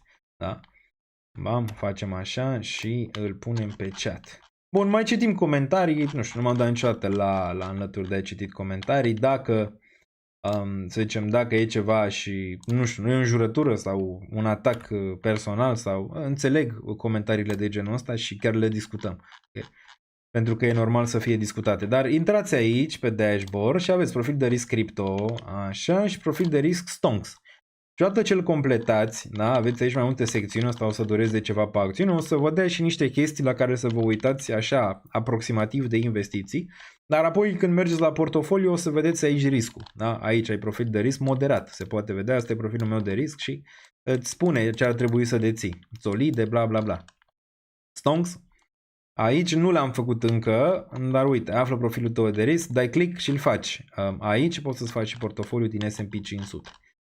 De aici o să mergem și facem overview imediat, dar mai sunt câteva chestii poate de discutat.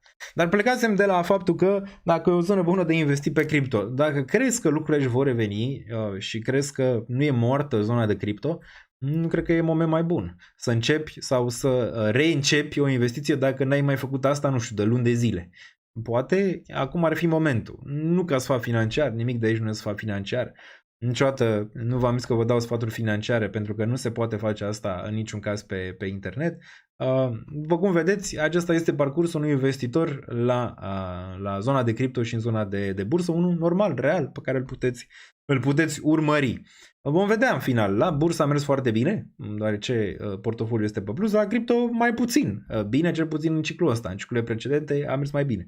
Dar asta nu înseamnă că nu își va reveni și nu voi face o profitate bună și din zona de cripto în viitor. Dar acum ne târâm, asta este. Acum am zis, nu e ușor pentru nimeni, că ești creator de conținut, că ești trader, că ești bullish, că ești bearish, sentimentul e foarte prost din toate direcțiile. Orice ai face, ok? E prost din toate direcțiile și e normal să fie prost din toate direcțiile pe zona de cripto, având în vedere neperformanța pieței de cripto de atâta timp. Cumva devenim investitorii de metale. Noi suntem foști investitori de metale, fix asta. Dacă te uiți la evoluția metalelor versus evoluția cripto, evoluția metalelor din 2010 până în 2020, okay, din zona asta. Bun. S&P 500 cred că să mai stă în corecție, probabil după ce se listează până săptămâna viitoare cel mai probabil, dar discutăm imediat și despre asta. Bun, moderator mai sunt pe chat, nu mai e nimeni, nu mai sunt nici moderator, nu mai e nimic. Bun, dacă înjură cineva, desigur, dacă îl văd, dacă nu înjură și are opinie diferită, n-am dat niciodată bani. Bun. Mai urcă Igor la 50, Beni a fugit cu banii în America. Nu știu dacă a fugit cu banii omul în America, s-a dus să facă niște mutări în America, care, nu știu, momentan poate n-au dat rezultat. Încearcă și el să facă. Ce crezi că dacă ești Beniamin Mincu e bine pentru tine acum stai în vacanță cu bani? Dar până la urmă ce poate să facă Beniamin Mincu? Poate să, nu știu, poate să facă ceva extra, să se omoare pentru niște bani? Nu poate să facă nici asta. Okay? Trebuie să găsească niște soluții, să meargă înainte, să vadă ce poate construi și ce poate repara, nu știu, din greșelile pe care le-a făcut, dar mai mult de atât nu poate să facă. Okay? Bun. Dar după cum ați văzut, eu personal n-am făcut nici NFT, n-am făcut nici monedă, n-am făcut toate astea, pentru că am zis, e foarte greu să faci orice tip de proiect, mai ales în zona de cripto, dar și în zona de Web 2. Adică e greu, nu e de joacă la lucrurile astea, trebuie să fii foarte solid, să știi tehnologia și toate cele. Multiverse X nu e rău ca blockchain. Moneda e problema în ceea ce înseamnă Multiverse X și faptul că nu poate să concureze cu Granzi. Asta e problema. Dar era și greu de la început. Adică de asta zic, calculurile astea, uitați-vă alea ca la niște startup-uri, că fix asta sunt startup-uri. Unele pot da rezultat, unele nu. Unele mor. Ce pe bursă? Am mai zis, ce nu mor? Dacă e din 1930, peste 90% din acțiuni sunt la zero. Inclusiv acum sunt multe la zero. Nu știu, Virgin Galactic, de exemplu, sau altele. Zero, da? Cui îi pasă? Pe acțiuni nu-i pasă nimănui, în mare parte. Care să duc la zero pentru că e ceva normal. Ea înțeleg din zona de acțiuni riscurile. Ok, dacă bagi în Virgin Galactic, poate să-ți urce 1000%, poate să-ți corecteze minus 99. Minus 99,9, adică mai rău ca un altcoin, mai rău ca e-gold. Bun. Bun. Nici bani nu am mai putem primi în groapa Marianelor. Exact. Bun. De ce dai bloc pe Twitter dacă nu te înjură nimeni? Bloc doar pentru o opinie diferită. Câteodată dau și din greșeală, că vreau să dau hide la niște boți, nu știu dacă e cazul tău. Câteodată mai dau că sunt și eu în stări diferite, stări omenești, stări ne-AI-uri, adică de neinteligență artificială și se poate și asta, adică se poate întâmpla. Sunt și eu uman, uman, nu știu, vezi, umanitatea aici ceva. Bun. CFG parteneria cu ENA. ENA în continuare își dezvoltă proiectul destul de bine și CFG destul de decent, dar nu există lichiditate, e zero barat. Până când nu revine lichiditatea în cripto și nu o să revină până când n-ai o reglementare în zona de cripto. De-aia nu revine. Până n-ai Clarity Act, care acum ăștia să tot zbat, să o treacă, să nu o treacă, să o treacă, să nu o treacă și băncile sunt foarte împotrivă, da, JP Morgan și băieții, ca să nu o treacă. Până când nu trece chestia respectivă, nu va veni o lichiditate prea mare pe cripto. Iar din zona de cripto nu mai există. De ce? 10 a 10. Ce s-a întâmplat în octombrie? Nu mai există lichiditate. De unde să mai vină? Că nu mai e. Nu mai e. Au fost wiped out toți market makerii aproape importanți pe 10 a 10. De unde să mai vină lichiditate? De unde? Asta e întrebarea. Și de asta se retrag monede în momentul de față. Te uiți la ETH, retrage nebunul ăla de Tom Lee mereu. Te uiți la Saylor, la fel și el, vorbim. Ambis pe minus 10 miliarde, apropo. Uite un investitor. Da, un investitor. Eu nu sunt pe minus, nici 10 miliarde și pe cripto sunt pe acolo, destul de ok în momentul de față.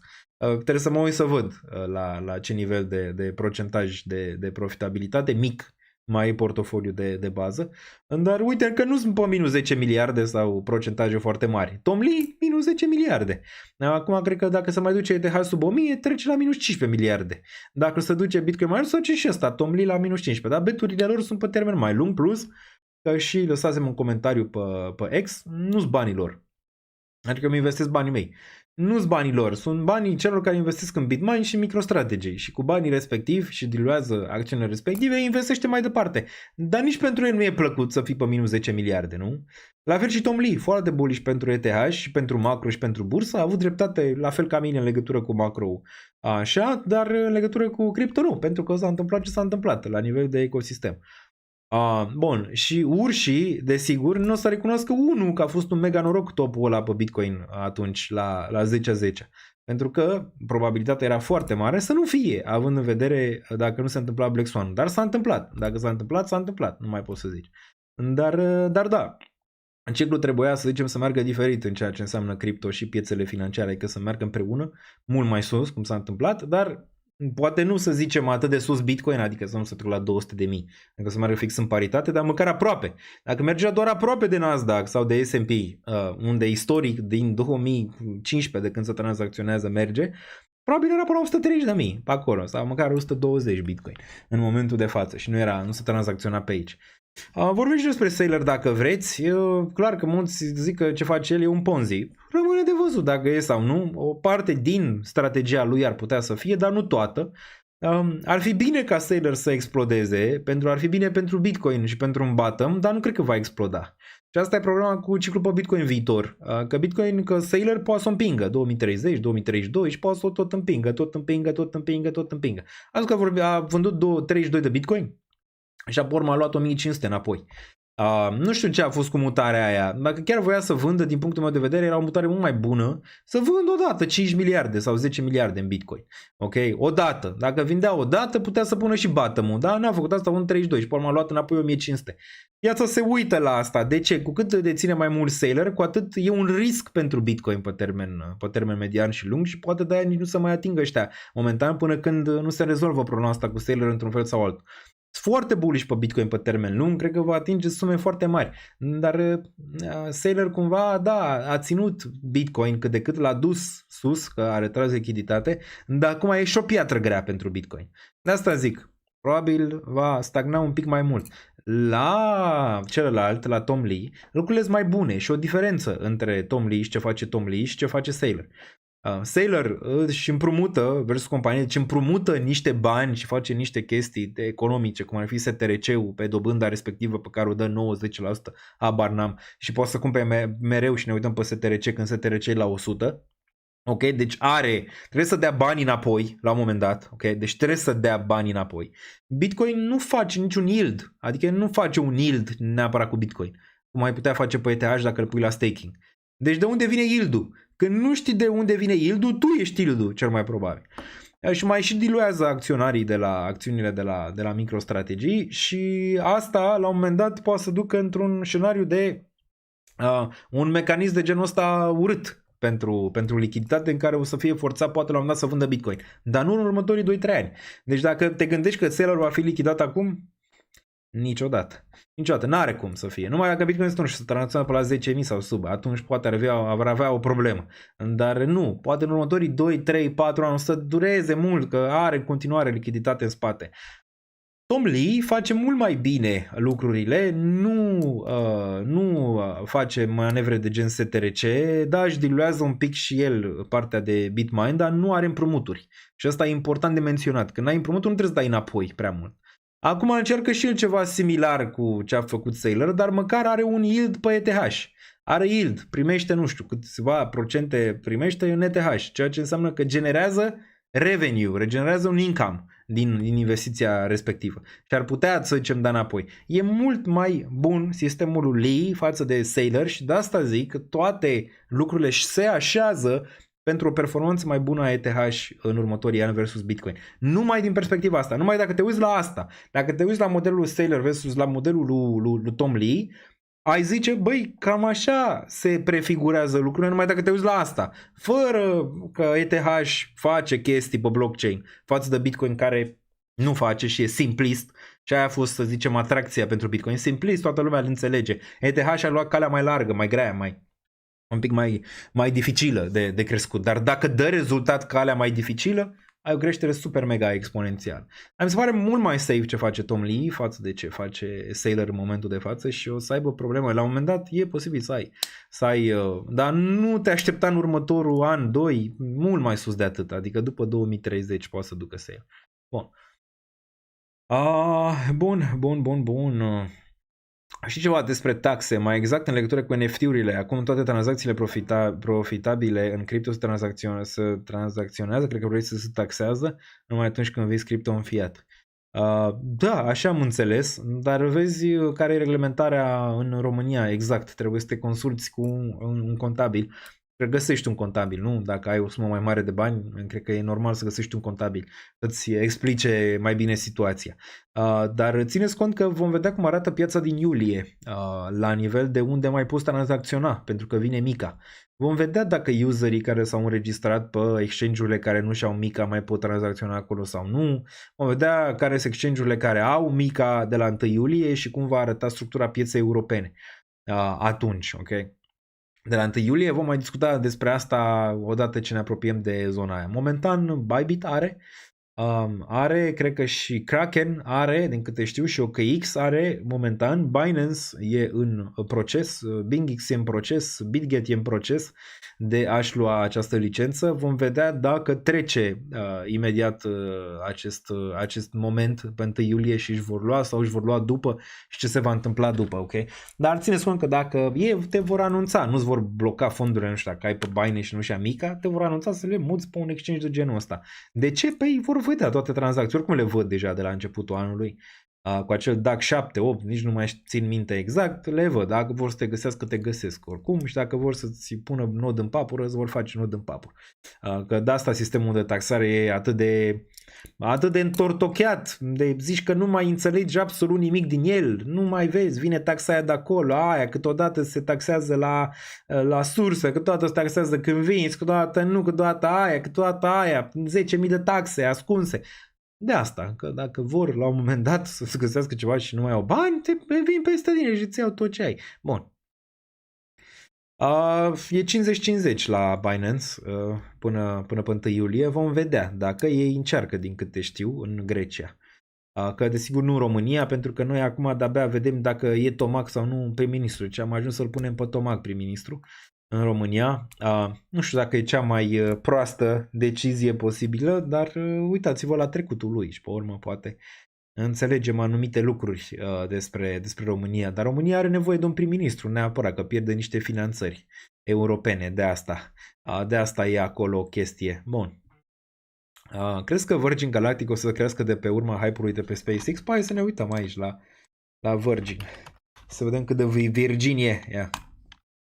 Ia să vedem. Aici a ajuns în targetul pus aici de ceva timp. Deci ăsta e SPKE. Deja a crescut un pic, se poate vedea. Deja a avut aici un bounce, dublu subsol. Bam, pe care vrem să-l vedem și la Bitcoin, același lucru pe Virgin. Dar hai să ne uităm din top. Ia uite, na, 99,83, un fel de Dimension. Dacă te uiți la Dimension, e un fel de Dimension. Dar asta e o companie care chiar face rachete. Nu asta. Asta. Okay, un fel de Dimension. Ia să ne uităm cât a picat Dimension de aici. Da, e aceeași cădere. E fix aceeași cădere ca Dimension. Fix același lucru la SPKE. Să ce hype era aici. Branson acum stă bine, mersi. Na. Și nu mai caută nimeni. Pe Benny îl caută toată lumea, dar pe Branson cine îl caută? Numai pentru faptul că a listat pe New York Stock Exchange. Omul a listat pe New York Stock Exchange, niciun fel de problemă. Dacă și Benny lista pe New York Stock Exchange, acum stătea fără grijă până America. Și nu mai căuta nimeni. Acum că nu-l caută nimeni pe Branson pentru asta, nu? Că cred că și l-a vândut aici, dar spart. Că de-aia performanța e cum e. Inclusiv aici se poate vedea cum a venit un buyer, cred că Branson a zis: aoleu, a mai cumpărat cineva, sell. Bun, aici, deci da.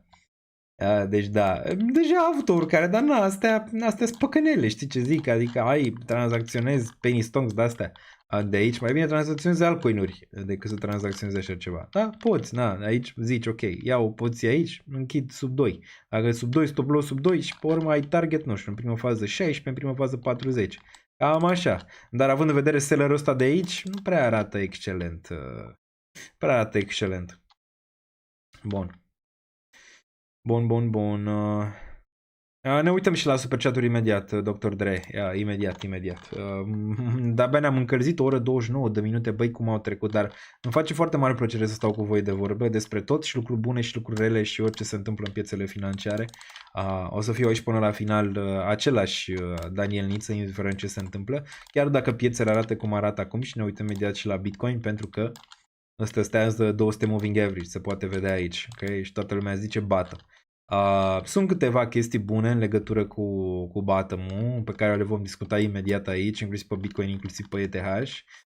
Dar în continuare puterea de vânzare este destul de mare aici. Destul de mare și pare că nu se oprește. Hai să facem un overview, mai stăm și despre alte lucruri imediat, că mai sunt câteva. Dacă aveți niște lucruri pe care vreți să le discutăm și poate le-am ratat eu până acum, le puteți lăsa pe chat. Mă uit aici să văd dacă 9 secunde mai băgăm niște papai.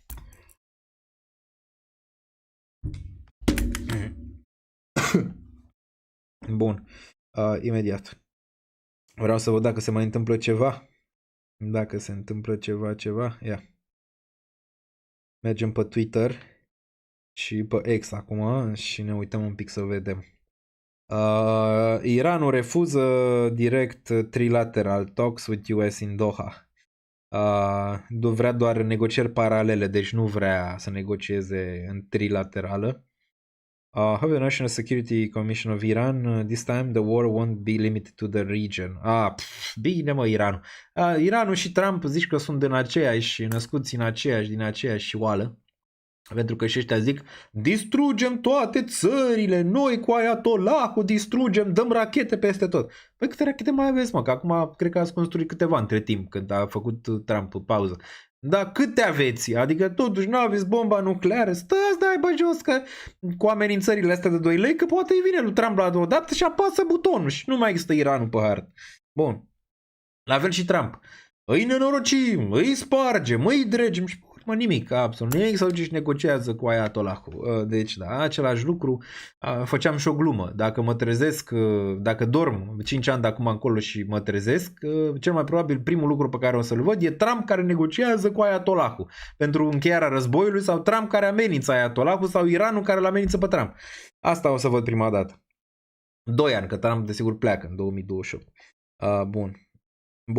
De 100 million barrels making its way through Hormuz. Deci trece petrolul până Hormuz. A scăzut prețul la baril și în Olanda. Am alimentat astăzi. A scăzut pe la 2.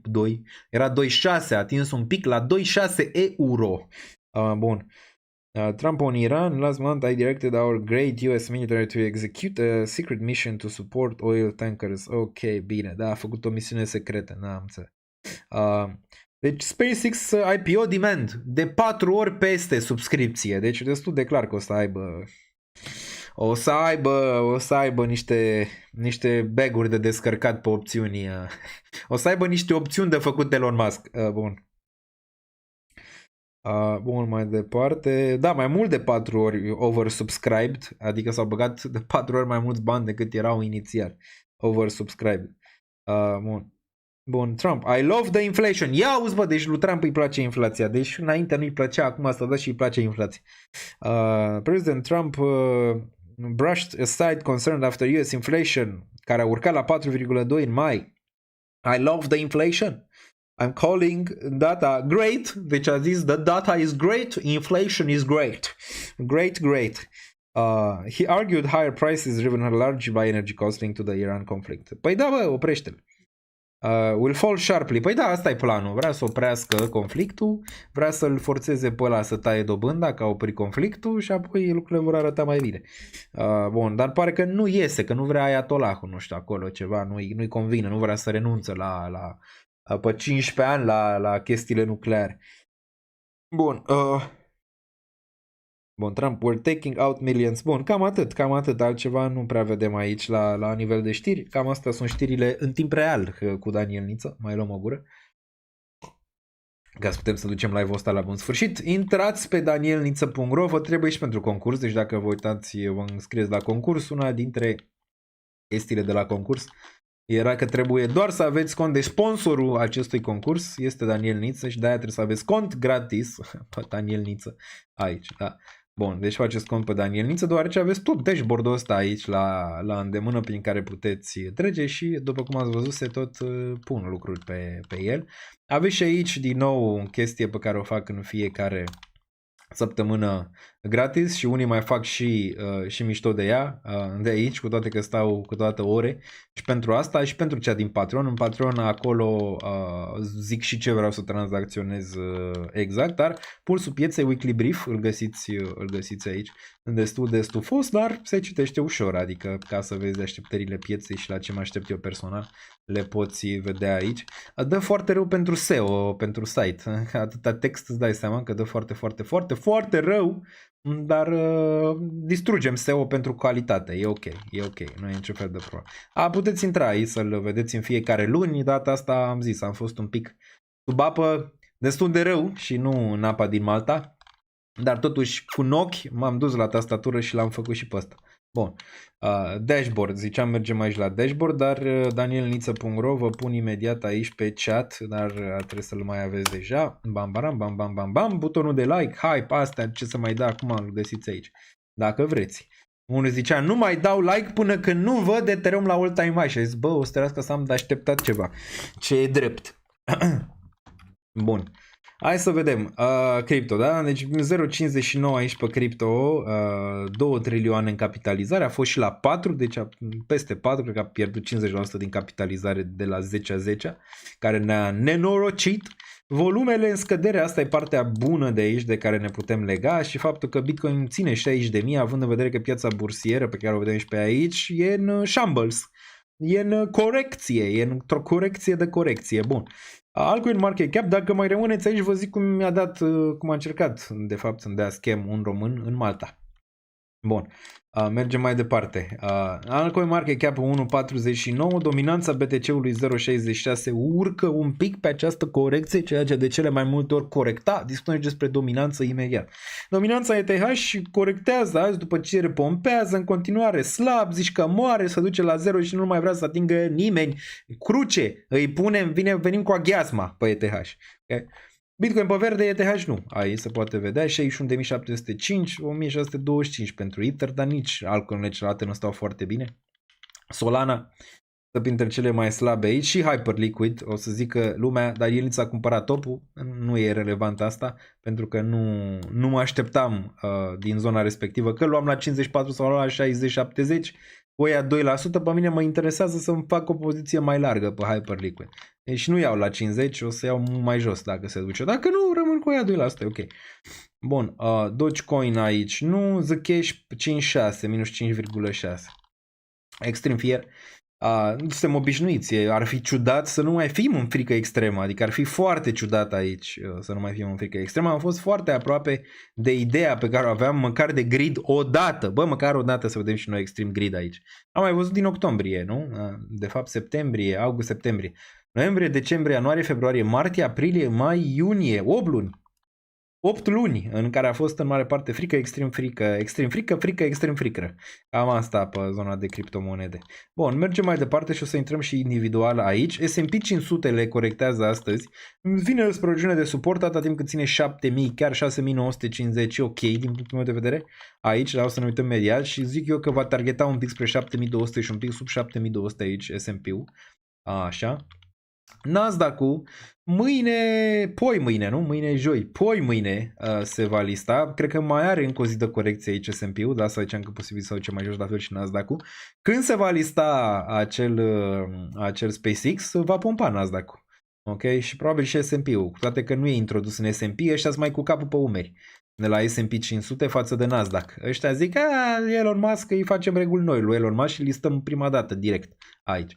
Indicele bet și el un pic, aici în sfârșit de înapoi, are așa o formațiune mică de top, poate ne uităm. Volatilitatea în sfârșit face shoot-up și TLT-urile urcă, coboară un pic 0,24, aurul și el, aurul începe să fie nou Bitcoin. Păi cum? Nu trebuia să fie în caz de probleme, bam, aur, store of value, Bitcoin, store of value, nu mai e. S-a schimbat un pic dinamica pieței, oricum pe aur, dacă ați citit update-urile de acum 3-4 săptămâni din Patreon, era short bias aici, din zonele superioare, la fel și pentru argint, care apropo, argintul, eram și pe live când vă ziceam, short 88 și targetul era 65, l-a atins. Petrolul se va duce mai jos aici, petrolul targetul e la fel, 70 de dolari, 70-77 de dolari. Vedem când se termină conflictul și cât o mai lungește trampanelul. Bun. Mergem și individual, Nvidia și aici avem short bias pe Nvidia, slab Amazon, hai cu mai jos să intrăm individual să vedem. Acum, dacă ne uităm aici la nivel de inflație, trebuie să schimbe, asta o să fie updatate cel mai probabil în seara asta, 4,2 avem aici și 2,9 aici, avem o urcare pe inflație. Unemployment rate a rămas la același nivel, adică 4,3, am văzut săptămâna trecută, iar non-vamperul s-a adăugat 170.000, de-aia și corectat vineri piața, pentru că erau prea puternice datele aici, care duce la o tăiere de dobândă în toamna anului 2079, adică niciodată. Iar FOMC-ul, desigur, o să-l vedem pe Kevin Warsh, dacă e plictisitor sau nu, în următoarea ședință, în care, desigur, o să fiu aranjat cu papion și cămașă miercuri. Bun, suntem în frică și pe acțiuni, cu toate că asta a fost la 67, în maxim pe 11. Suntem în frică aici, în regiunea asta. Mai avem, se închide bursa la ora 23, deci mai are o oră și vreo 10 minute, nu știu, ceva de genul ăsta. Și așa arată și zona de acțiune. Să intrăm individual pe criptomonezi, să vedem ce se întâmplă aici.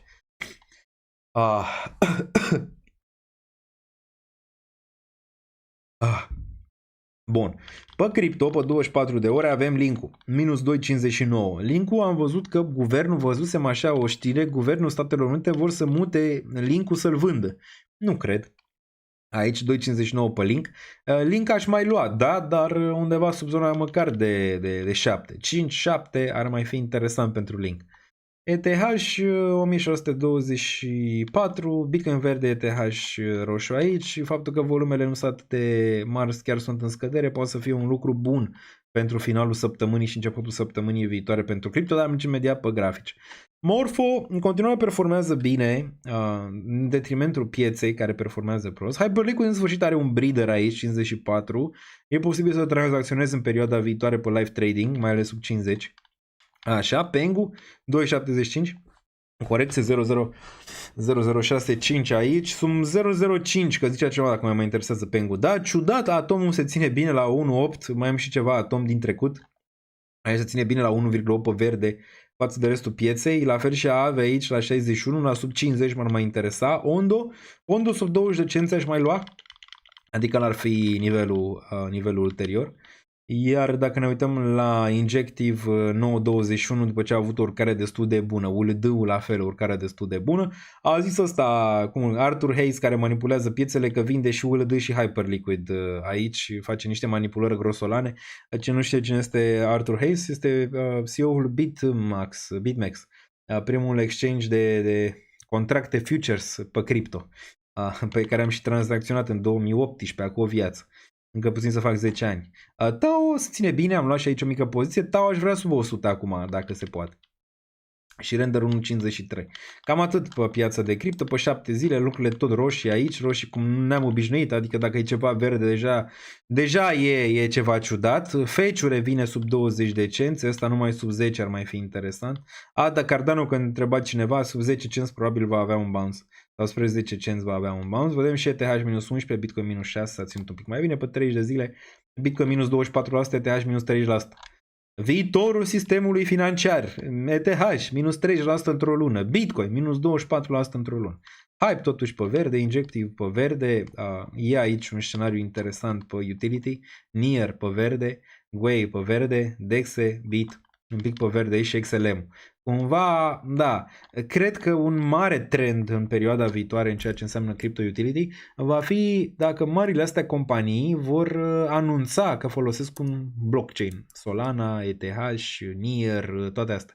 Dacă anunță o companie mare, da, din, nu știu, top 100 sau top 50 sau nu mai zic top 10, cred că chestia aia va pompa foarte bine și e de urmărit pe perioada viitoare, dar nu înainte să termine un pic hype-ul ăsta pe care îl vedem cu ei, că toate companiile acum sunt pe AI, toate că în background încă bagă și partea asta de cripto și o să vedem imediat când mergem pe la știri să mai observăm. Bun, deci asta pe acții, pe cripto, mergem pe Stonks să vedem ce se întâmplă și aici. TIA și gol, viitorul industriei, da, nu pare. Nvidia minus 3% astăzi, Micronul asta a pompat foarte larg, adică foarte, foarte larg, e normal să corecteze. AMD-ul la fel. Nvidia, mă întreba cineva unde se cumpără Nvidia. Măcar sub 150 început un DCA, 150 și sub 100, pe acolo, pe undeva ar fi relevant această Nvidia. Amazonul măcar sub 200. Tesla, aici se apropie SpaceX, pare că nu performează prea bine și n-a atins, era aproape, dar n-a atins 500 retargetul meu înainte de SpaceX IPO.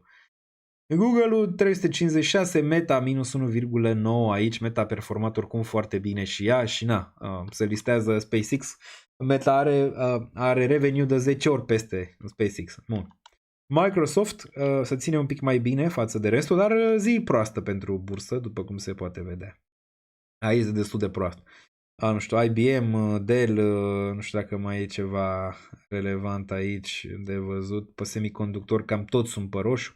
Oracle share pe roșu. Palantirul, vă ziceam, short bias, mai ales peste 162, dacă ați citit update-ul din Patreon de săptămâna trecută, destul de bun. Bun, Industrials, GE și cu Caterpillar destul de slab și Boeing aici, ciudat că astăzi stau slab astăzi. Bun, și cele mai bune în care au investit Trump, desigur Lilieli, că asta a investit Trump panelul în ea. Bun.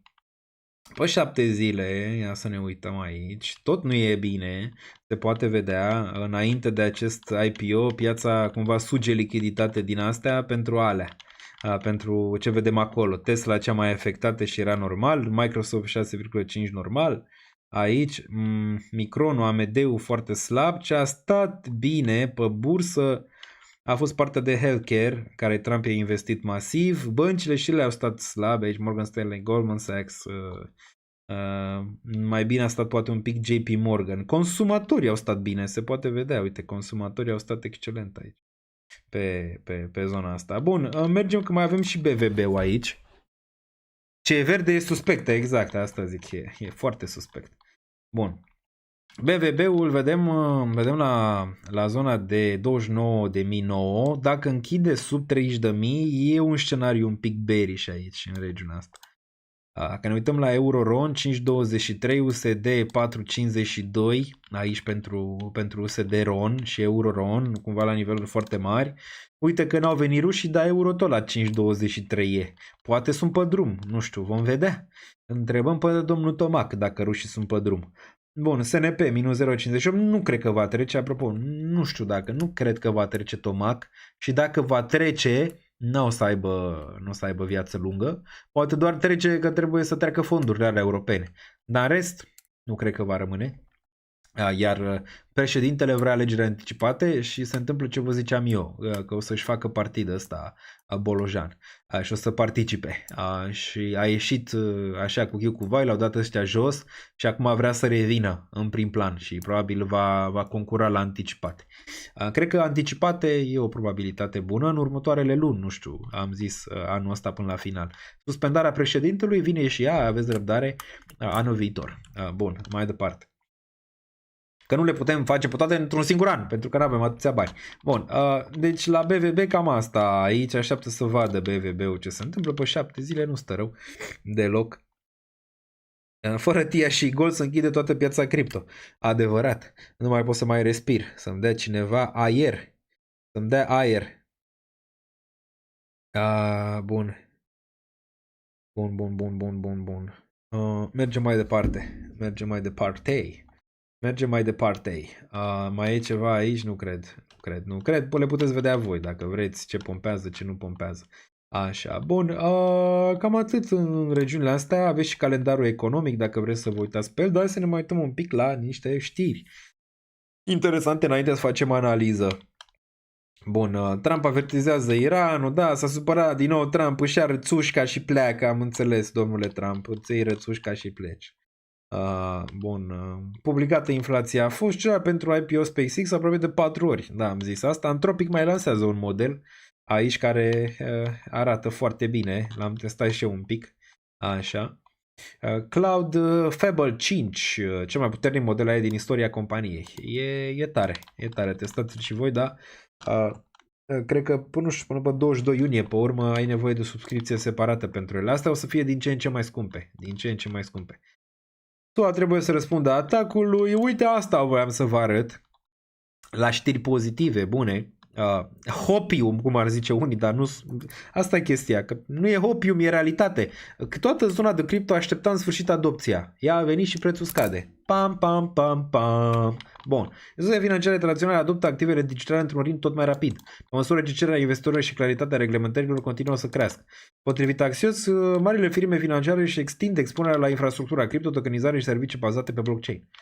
Context, băncile și administratorii de active lansează tot mai multe produse legate de cripto. Tokenizarea activelor reale devine una dintre cele mai urmărite tendințe. ETF-urile Bitcoin și ETH au deschis calea pentru o participare instituțională mai largă. Reglementările mai clare în SUA contribuie la creșterea interesului, dar ele n-au fost momentan, o să fie și mai largi în viitor. După ani în care multe instituții au privit cripto cu scepticism, sectorul financiar tradițional începe să trateze activele digitale ca o componentă permanentă a sistemului financiar. Ia-o pe asta. Ia-ți-o pe asta, tată. De ce? Păi toți ăștia, Cypherpunk zic, aoleu, vin instituție peste noi eram împotrivă, vindem tot ETH. Bun, vindeți-l mă, că iau ăștia și vă fac bull market fără voi în următorii ani. Bun, pentru piață această tranziție poate reprezenta unul dintre cele mai importante motoare de creștere pe termen lung, pe măsură ce capitalul instituțional continuă să intre în ecosistem. Da. Ironia sorții. Bun, și ziceam de Orș, că vedem săptămâna viitoare. Deci asta este Kevin Orș. Săptămâna viitoare vom avea miercuri, cum ziceam, FOMC-ul, un nou sondaj, primul cu Orș, deci probabil lumea va fi interesată să vadă ce zice domnul ăsta. Un nou sondaj să arată că majoritatea economiștilor, care întotdeauna economiștii au fost la virgulă, după cum îi știm noi, au zis că petrolul se duce la 200, 80% dintre economiști, uite că nu e la 200, se așteaptă că Federal Reserve să menține dobânda de referință în intervalul 3,5-3,75 la ședința din iunie. Mai mult, 72 din 102 economiști importanți intervievați estimează că Fed nu va reduce dobânzile la anul 2026. Pariu că le va reduce. Eu zic că le va reduce. Bun. Date recente privind piața muncii din SUA au depășit așteptările, inflația rămâne... Păi Orș o să zic așa, inflația, ok, e la 4%, dar mi-a zis mie Trump că inflația, ok, o să scadă după ce oprește războiul și mi-a promis că îl oprește războiul. Deci, probabil așa și plus că o să zic că targetul pe inflație nu mai e la 2. E la 3% acum, ca așa vreau eu. Bun. Piețele au readus semnificativ așteptările privind relaxarea monetară. Da, în prima ședință probabil să nu facă această reducere, pentru că comitetul în continuare e foarte împărțit.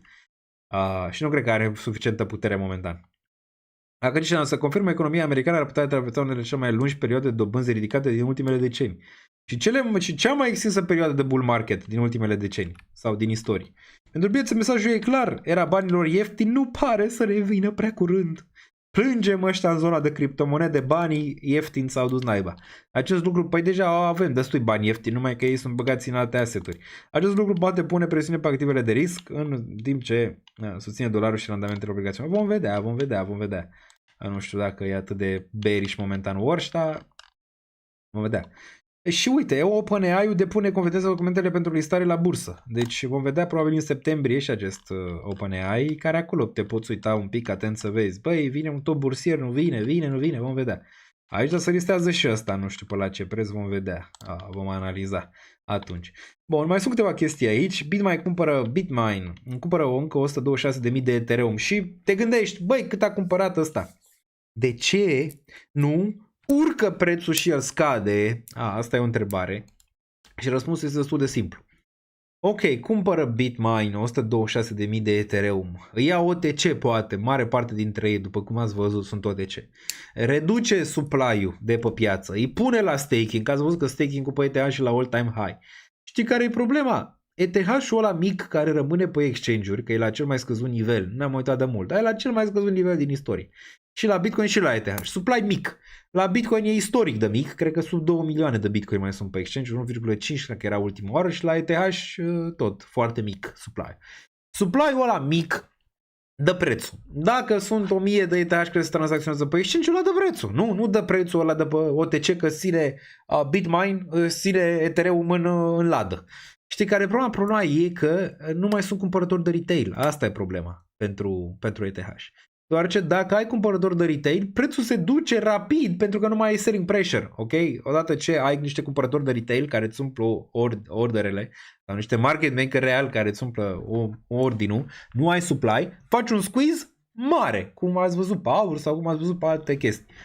Dar retail-ul s-a dus naiba și nu s-a dus naiba degeaba, pentru că ce s-a întâmplat anul trecut și nimeni nu mai are niciun fel de încredere în a investi în momentul de față. Va reveni retail-ul la un moment dat? Absolut, da, va reveni. Dar în primă fază își fac băieții acumulările. BlackRock își face acumulările, Bitmine își face acumulările și toți ăștia. Dacă ar putea, l-ar mai ține 5 ani în lateral, dacă ar mai putea în range-urile astea de aici, ca să-și acumuleze cât de mult pot din supply, ok? Dar de asta nu crește prețul, pentru că acel mic supply e mai mult de sell decât e de buy în momentul de față și acel mic supply dă prețul. Că e 1000 de ETH, dar ETH are 14 miliarde în token și restul sunt blocați, nu contează, că aia 1000 de prețul, aia 1000 de pe exchange-uri, ok? Și să retrag mulți în continuare. Dacă te uiți la order book-uri, vezi, să cumpără, să extrag, să cumpără, să extrag, să cumpără, să extrag. Pe termen lung, clar că vei avea un short squeeze masiv la un moment dat, dar nu până când vei epuiza sellerii, care momentan există. De ce? Păi Bitmine cumpără OTC, vine o balenă veche, vinde pe spot. Cum a zis băiatul ăla, eu nu mai vreau ETH și pa, la revedere. Și se le-a vândut pe spot.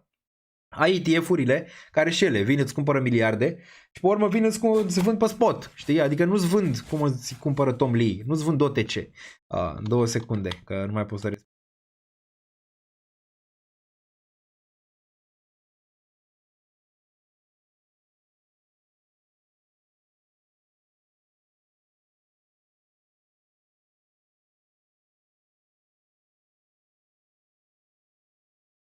Ok, bun, am revenit. Deci, ați înțeles de ce? Nu? Că cumpără băiatul ăsta, dar nu impactează prețul?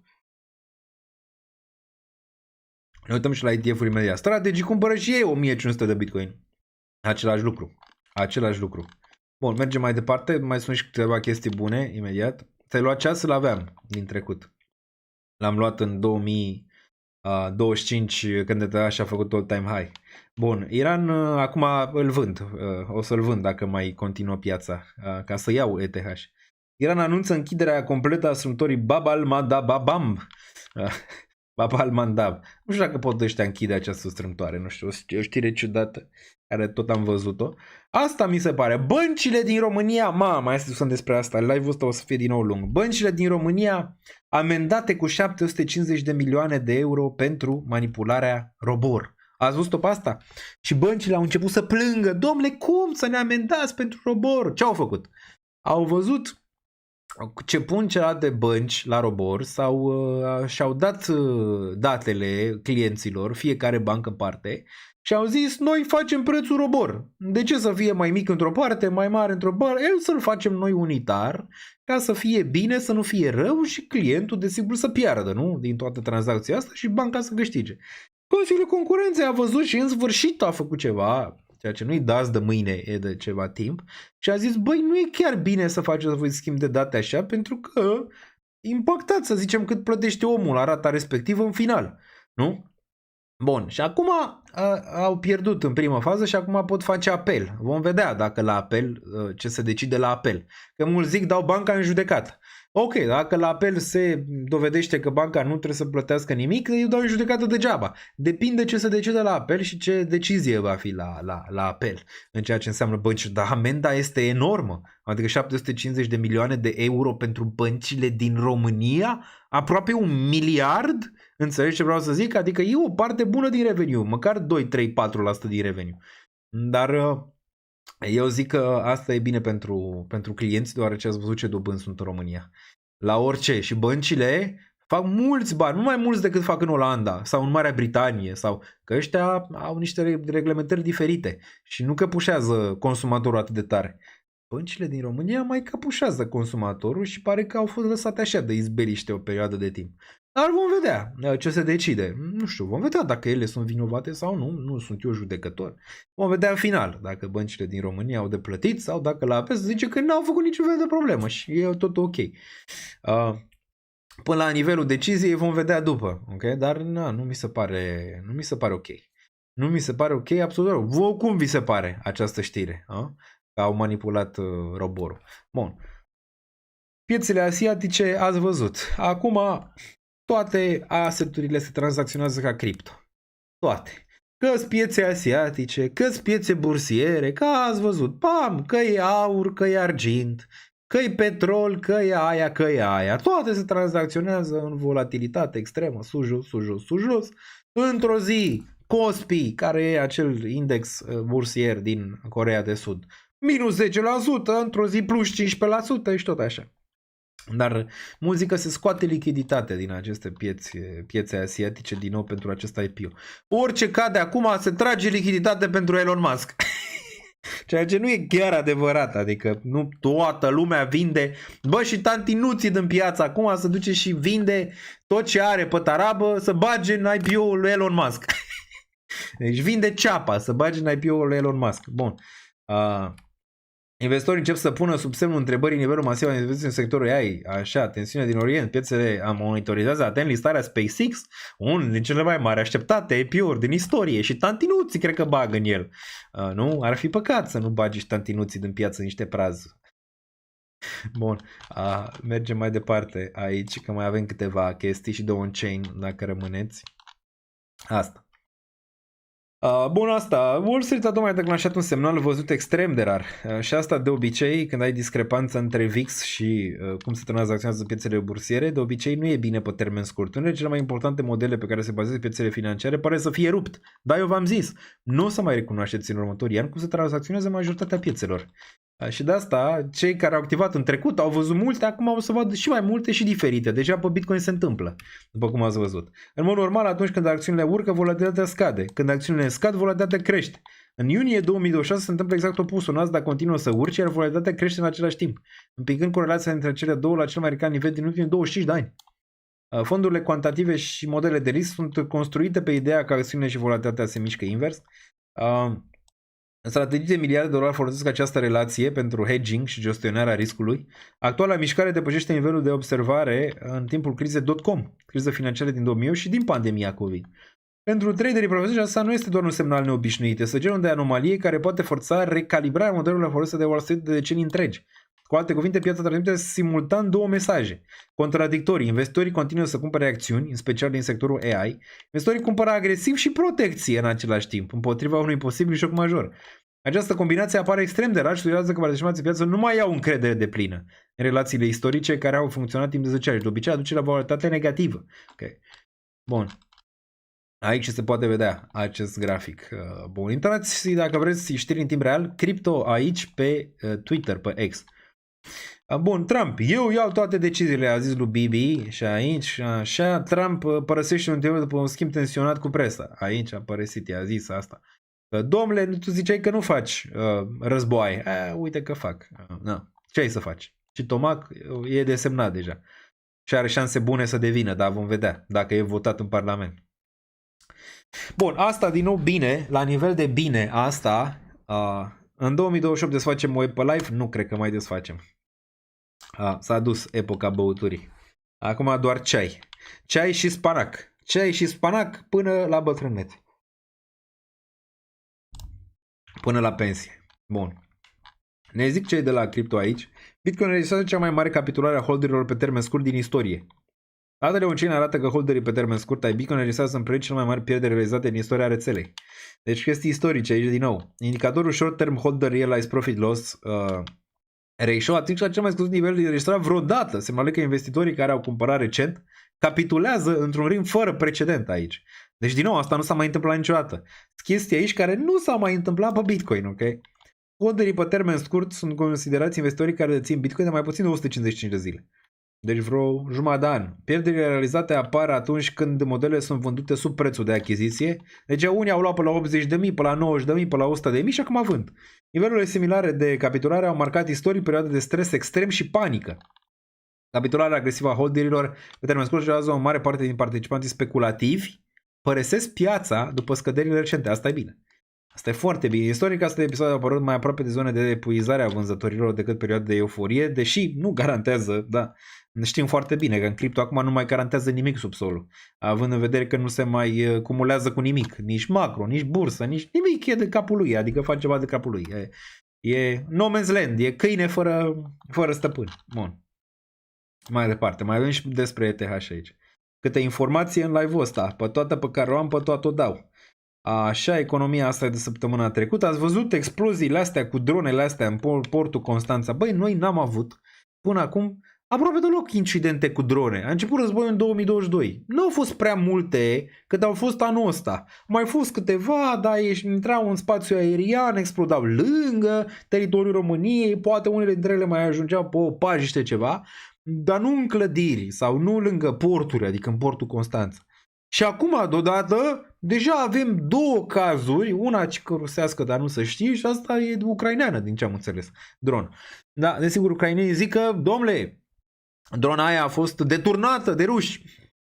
Nu ești în jurul de deturnezi o dronă. Apropo, nu știu ce să crezi neapărat și, na, adevărul întotdeauna e la mijloc, cum ziceam. Dar am avut cât 4 ani de zile, nu s-a întâmplat nimic. Bă, în decurs de 2 luni se întâmplă asta. De ce? E ciudat. E ciudat. Acum sunt multe teorii de conspirație aici. Una dintre ele, desigur, programul SAFE. Programul SAFE. Și poți să faci caz de asta, având în vedere că toți liderii, imediat, cum s-a detonat ceva pe teritoriul României, au venit. De la Lagarde, de la aia, toți liderii importanți europeni ziceau, stăm cu România, de-aia avem nevoie de proiectul SAFE, antidrone, bla bla bla bla bla bla. Pare un marketing, nu ciudat, dar pare un marketing. Dacă imediat se întâmplă două cazuri și imediat bași pe gât SAFE, pare așa ciudat, nu? Zici, băi, e ceva ciudat acolo în toată treaba asta. La rândul lui Putin, desigur, mai putea încerca așa România să vadă. Are un lider un pic mai ha, să nu zicem alte lucruri, mai încercăm să vedem dacă mai deranjează o dronuleață de asta care se duce și mai explodează pentru o clădire sau pentru un port. Ar putea fi și asta, nu știu, asta zic, adevărul e mai la mijloc, dar nu știu dacă Putin e atât de interesat să testeze România acum sau să dea drone în România. Din punct de vedere, nu. Dar nu știu niciodată ce se întâmplă. Nu știu, voi ce teorie aveți? Pentru că e ceva acolo ciudat. Da, e ceva ciudat ce se întâmplă pe România și pare că ceva se pregătește. Ar fi mai aproape programul SAFE decât poate Putin să atace el direct România, ceea ce el n-a putut să atace ca lumea. N-a putut să atace ca lumea Ucraina, adică e de râsul curcilor, dar așa este, marele stat rus. Marele stat rus. De unde? De unde marele stat rus nu poate să se bată cu Ucraina, mă? Și vrea să se bată cu NATO? Hai să o lăsăm naiba, că și Putin a zis că nu se atinge de NATO, că nu are nicio treabă. Bun. Că nu poate. El ar vrea, dar nu poate, îți dai seama. Bun, ați văzut Zcash aici o vulnerabilitate descoperită cu inteligența artificială. Și ăsta o să fie un trend care o să ajute cripto și blockchain-urile în general. Mă scuzați, iau o gură de apă.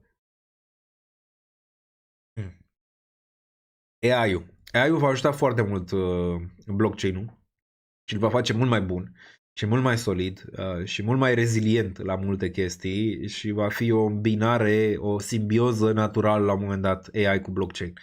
Și atunci din nou va fi un trend interesant de văzut care companii de blockchain, monede, așa, au audit sau lucrează în paritate cu inteligența artificială direct și implementează AI-ul direct.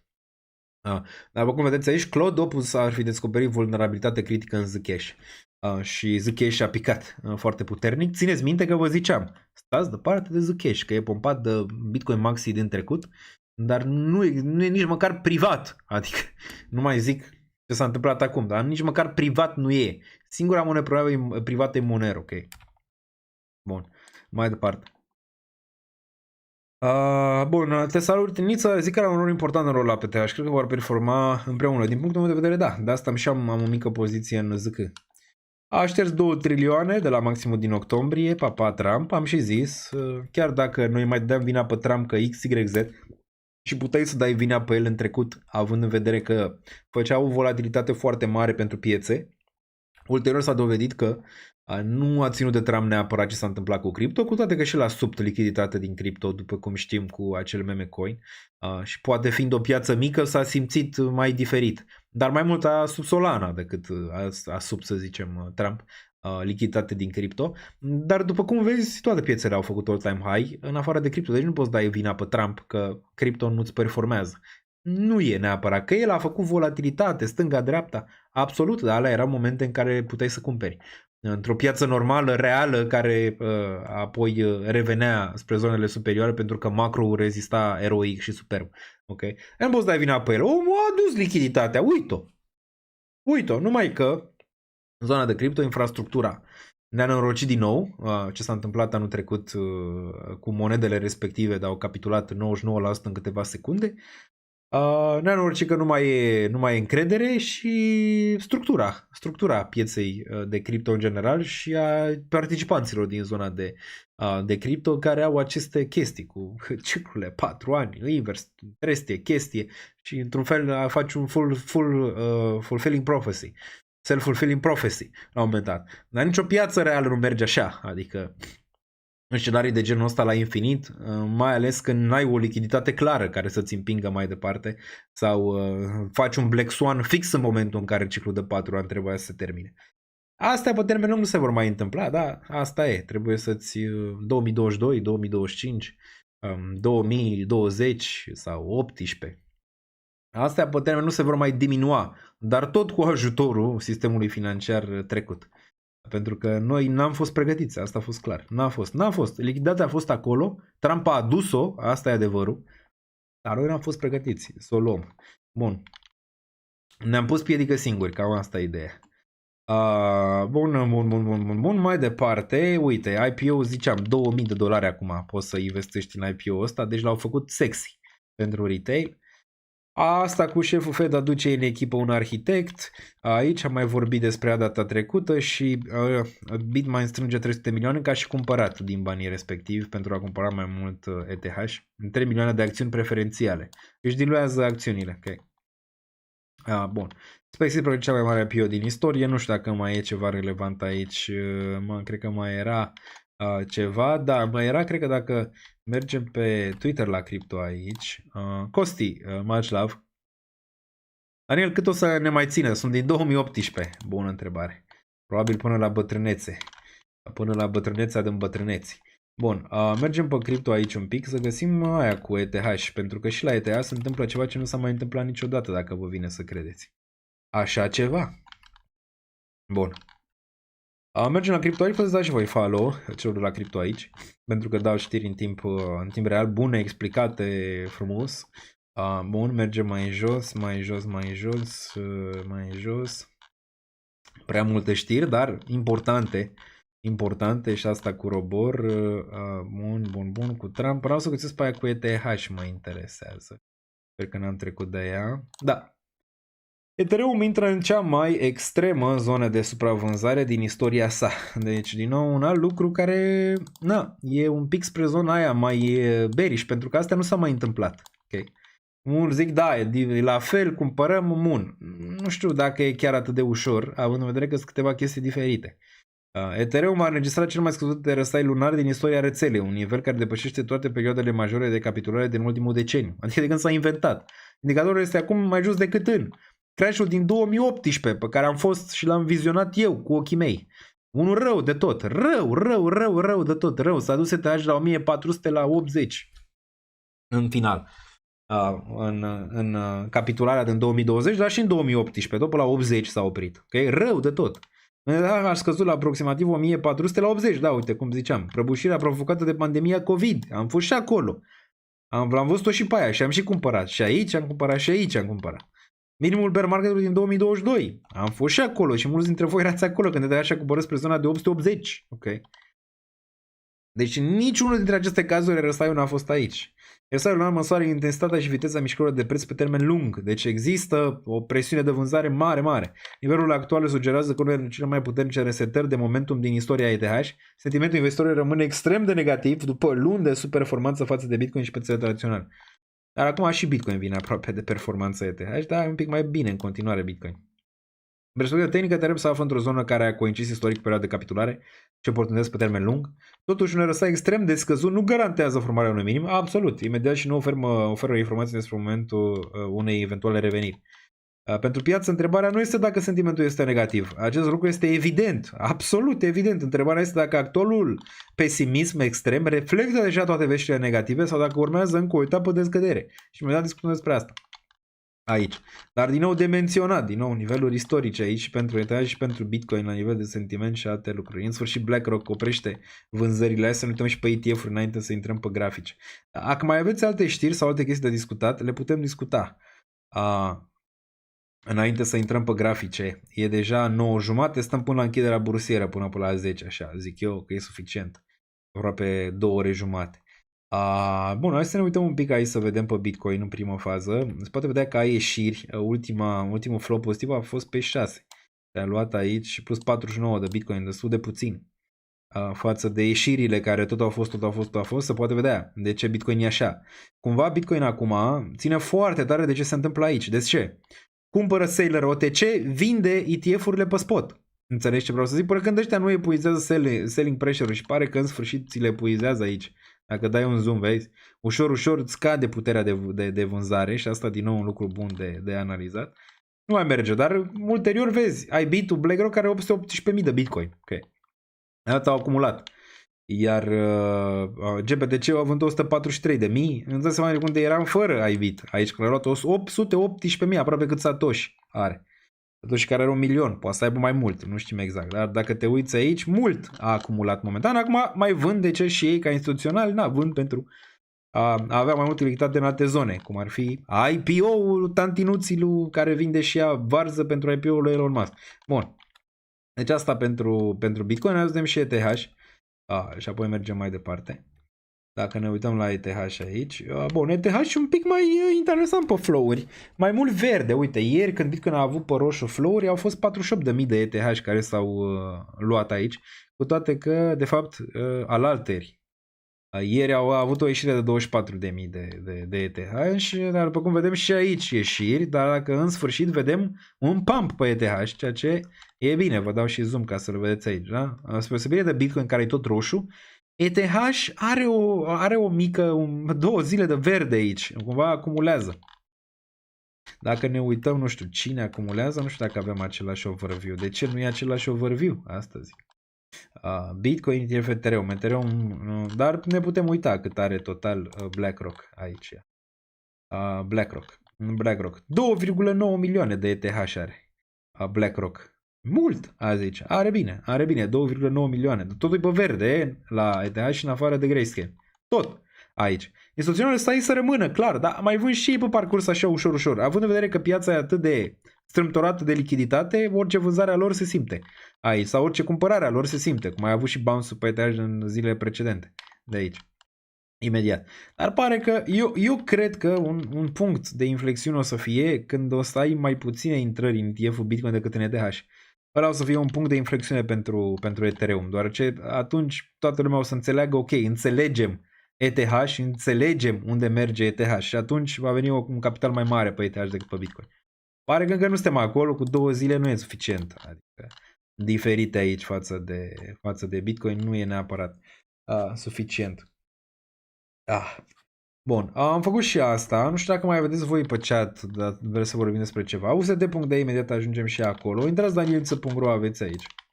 Aveți toate linkurile în descriere, tot ce vreți voi. Butonul de like îl găsiți aici, aveți desigur BitGet 10% bonus pentru tranzacționare și VIP2. Aveți Patreon-ul, 40% reducere pentru prima lună, teza mea pentru 2026-2031 o găsiți tot acolo, portofoliile mele ce tranzacționez și Pro Weekly Brief îl găsiți toți acolo în fiecare săptămână. Aveți Buy BTU, depune 20 euro, primești 5 gratis, depui 100, primești 20 gratis pe campania asta. NordVPN 72% reducere, aveți aici NordVPN și investiții în acțiuni și ETF-uri pe eToro. Găsiți aici și multe altele, cum ar fi, puteți intra în Discord, aveți portofoliile ce Trezor, Ledger și toate cele. Instagram, dați-mi follow, doar ce destul de activ acolo. Am și postat un short din Paris, am postat un short din Malta, imediat vă zic și cum era să-mi iau schem în Malta, dacă mi-amintiți. Așa, Twitter, TikTok, toate astea le găsiți aici, doar ce mai sunt activ și pe acele rețele de socializare. Bun. Mergem pe grafici acum, că am zăbăvit destul de mult, am analizat cam tot, zice eu. Bun. Hai cu analiza aia, că nu m-am uitat la live-urile tale după ce am văzut acum jumătate de an, când am văzut că o iei pe arătură. O mai iau și pe arătură, o mai iau și pe teren, o mai iau și pe lângă teren, o mai iau și pe în aer, o mai iau și pe peste tot. Dar un lucru e simplu, contentul pe care îl vezi aici e gratis, poți să te uiți, e fix treaba ta, știi? Eu încerc să fac cât mai bine pot eu, dar în continuare sunt și uman câteodată, nu mereu. Bun. Acum, după ce nu te-ai mai uitat după un an, nu știu, Rareș, nu știu ce a lăsat comentariul ăsta și zici că eu iau pe arătură, acum mai vii și mai ieși și conținut gratis și pleci cu el mai departe. Păi e frumos așa. Bun, nu mă supăr, stai liniștit. Bun, bun, ne uităm, să începem cu Bitcoin aici, care e foarte indecis în zona asta. Deci am lucrurile bune, hai să începem cu lucrurile bune. Vrei să începem cu lucrurile bune, nu? Și apoi cu cele mai puțin bune. Lucrurile bune sunt volumele de capitulare pe care le vedem aici. Pe Bitcoin se poate vedea volum de capitulare pe spot, când ne uităm pe Coinbase, aici, care a dus la ceva reacții ulterior. Dacă ne uităm din trecut, destul de mare, n-ai mai văzut de aici, din februarie 2025, de pe aici volume de genul ăsta de capitulare, care ulterior a dus la o urcare. Asta e partea bună. Dacă ne uităm pe weekly, același lucru, volum, întrebarea e dacă e suficient aici. Eu aș zice că da, dar asta nu exclude un retest încă la week-urile astea de aici, ok? Și imediat discutăm despre asta. Dar dacă te uiți, ai găsit aici un volum de capitulare, ba mai avut un bounce, încă unul un pic mai mic aici, trebuie să găsești din nou măcar un bounce în ceea ce privește Bitcoin. Acum, dacă te uiți la ciclul precedent, capitularea a venit aici la 16.000 cu un volum foarte mare. Adică un volum mare de capitulare aici. Se poate vedea candela asta pe spot, s-a dus naiba. Aici mult peste ce am văzut până acum. Deci asta e capitulare, să zicem, mare de tipul 2022. Care n-am văzut-o momentan. Ai mai văzut între timp un aici, care n-a dus neapărat la un subsol. A dus următoarea, care a fost și mai mare decât asta. Poate mai ai nevoie de una un pic și mai mare, dar discutăm imediat și despre scenariul respectiv. La fel și aici. O valoare foarte mare care a dus la un all-time high după. Aici n-ai mai avut neapărat atât de mari care au dus all-time high. Dar e bine pe termen scurt măcar această zonă de volum pe care o vedem aici. Asta e partea bună. Mai e o parte bună, media mobilă de 200 de săptămâni, linia roșie pe care o vedem aici. Multe lume zice subsol, sub media mobilă. Aici vedem că a spart, are testat, s-a dus mult mai jos. Așa. Și dacă a făcut cazul ăsta aici, cu cât asset-ul este mai matur, cu atât când îți pică sub 200, este mai mult sub 200 moving average. De la, nu știu, acțiunile din trecut, care ziceai, ok, suport, pe urmă au spart 200, sau uite la aur, când a spart 200 moving average în trecut și cât a stat sub. Ok. Dar, întrebarea e, 60.000 Bitcoin pe termen lung. Bun, ar fi, da. Ar fi mai bun sub 50.000 sau spre 56.000 regiunile astea de aici. Asta e un suport destul de mare, care probabilitatea destul de bună, dacă nu crapă ceva din macro și din bursă, a trebui să-ți dea un bounce din nivelul ăsta de aici măcar. Asta e partea bună. Partea proastă e că ești în trend descendent în continuare în ceea ce înseamnă Bitcoin. Ai avut un raliu aici. Hai să cumva să spunem ce analiză am făcut în ceea ce înseamnă Bitcoin, lucrurile bune, lucrurile proaste în ceea ce înseamnă analiza. Bun, eram aici și am zis, din punctul meu de vedere, mai devreme sau mai târziu vom testa măcar zona de 78.000, 80.000. Chiar aveam un target pe la 82 și am zis că, dacă țineți minte, și shortez regiunea asta și am shortat-o de aici, ok? Bun. Acum ziceam că cel mai probabil vom găsi suport undeva spre 70.000, regiunea asta de aici, și în prima fază vom testa, nu știu, 86 măcar. Adică regiunea asta era nivelul, ceea ce nu s-a întâmplat. Ok, range-ul ăsta de aici și ne-am dus direct, adică am spulberat regiunea asta de suport din care trebuia să fie suport și ne-am dus direct și am retestat low-urile. Țineți cont că ideea era că Bitcoin face asta de aici și uitați-vă la live-urile precedente și încearcă, după ce retestează un pic mai sus și lichidează niște shorts, să încerce un dublu subsol. Ceea ce pare că îl face un pic mai devreme sau încearcă măcar din răsputeri să-l facă un pic mai devreme, adică să-ți încerce un dublu subsol. O încercare, nu înseamnă neapărat că va reuși, dar e o încercare de dublu subsol aici. Similar cum ai avut aici, range-urile astea cu vreo 3 week-uri în regiunea asta. Asta nu-ți exclude că mai poți să ai week-uri sub range-ul ăsta de aici și discutăm imediat. Bun. Deci asta era ideea, asta a fost partea bună, am și shortat range-ul ăsta de aici.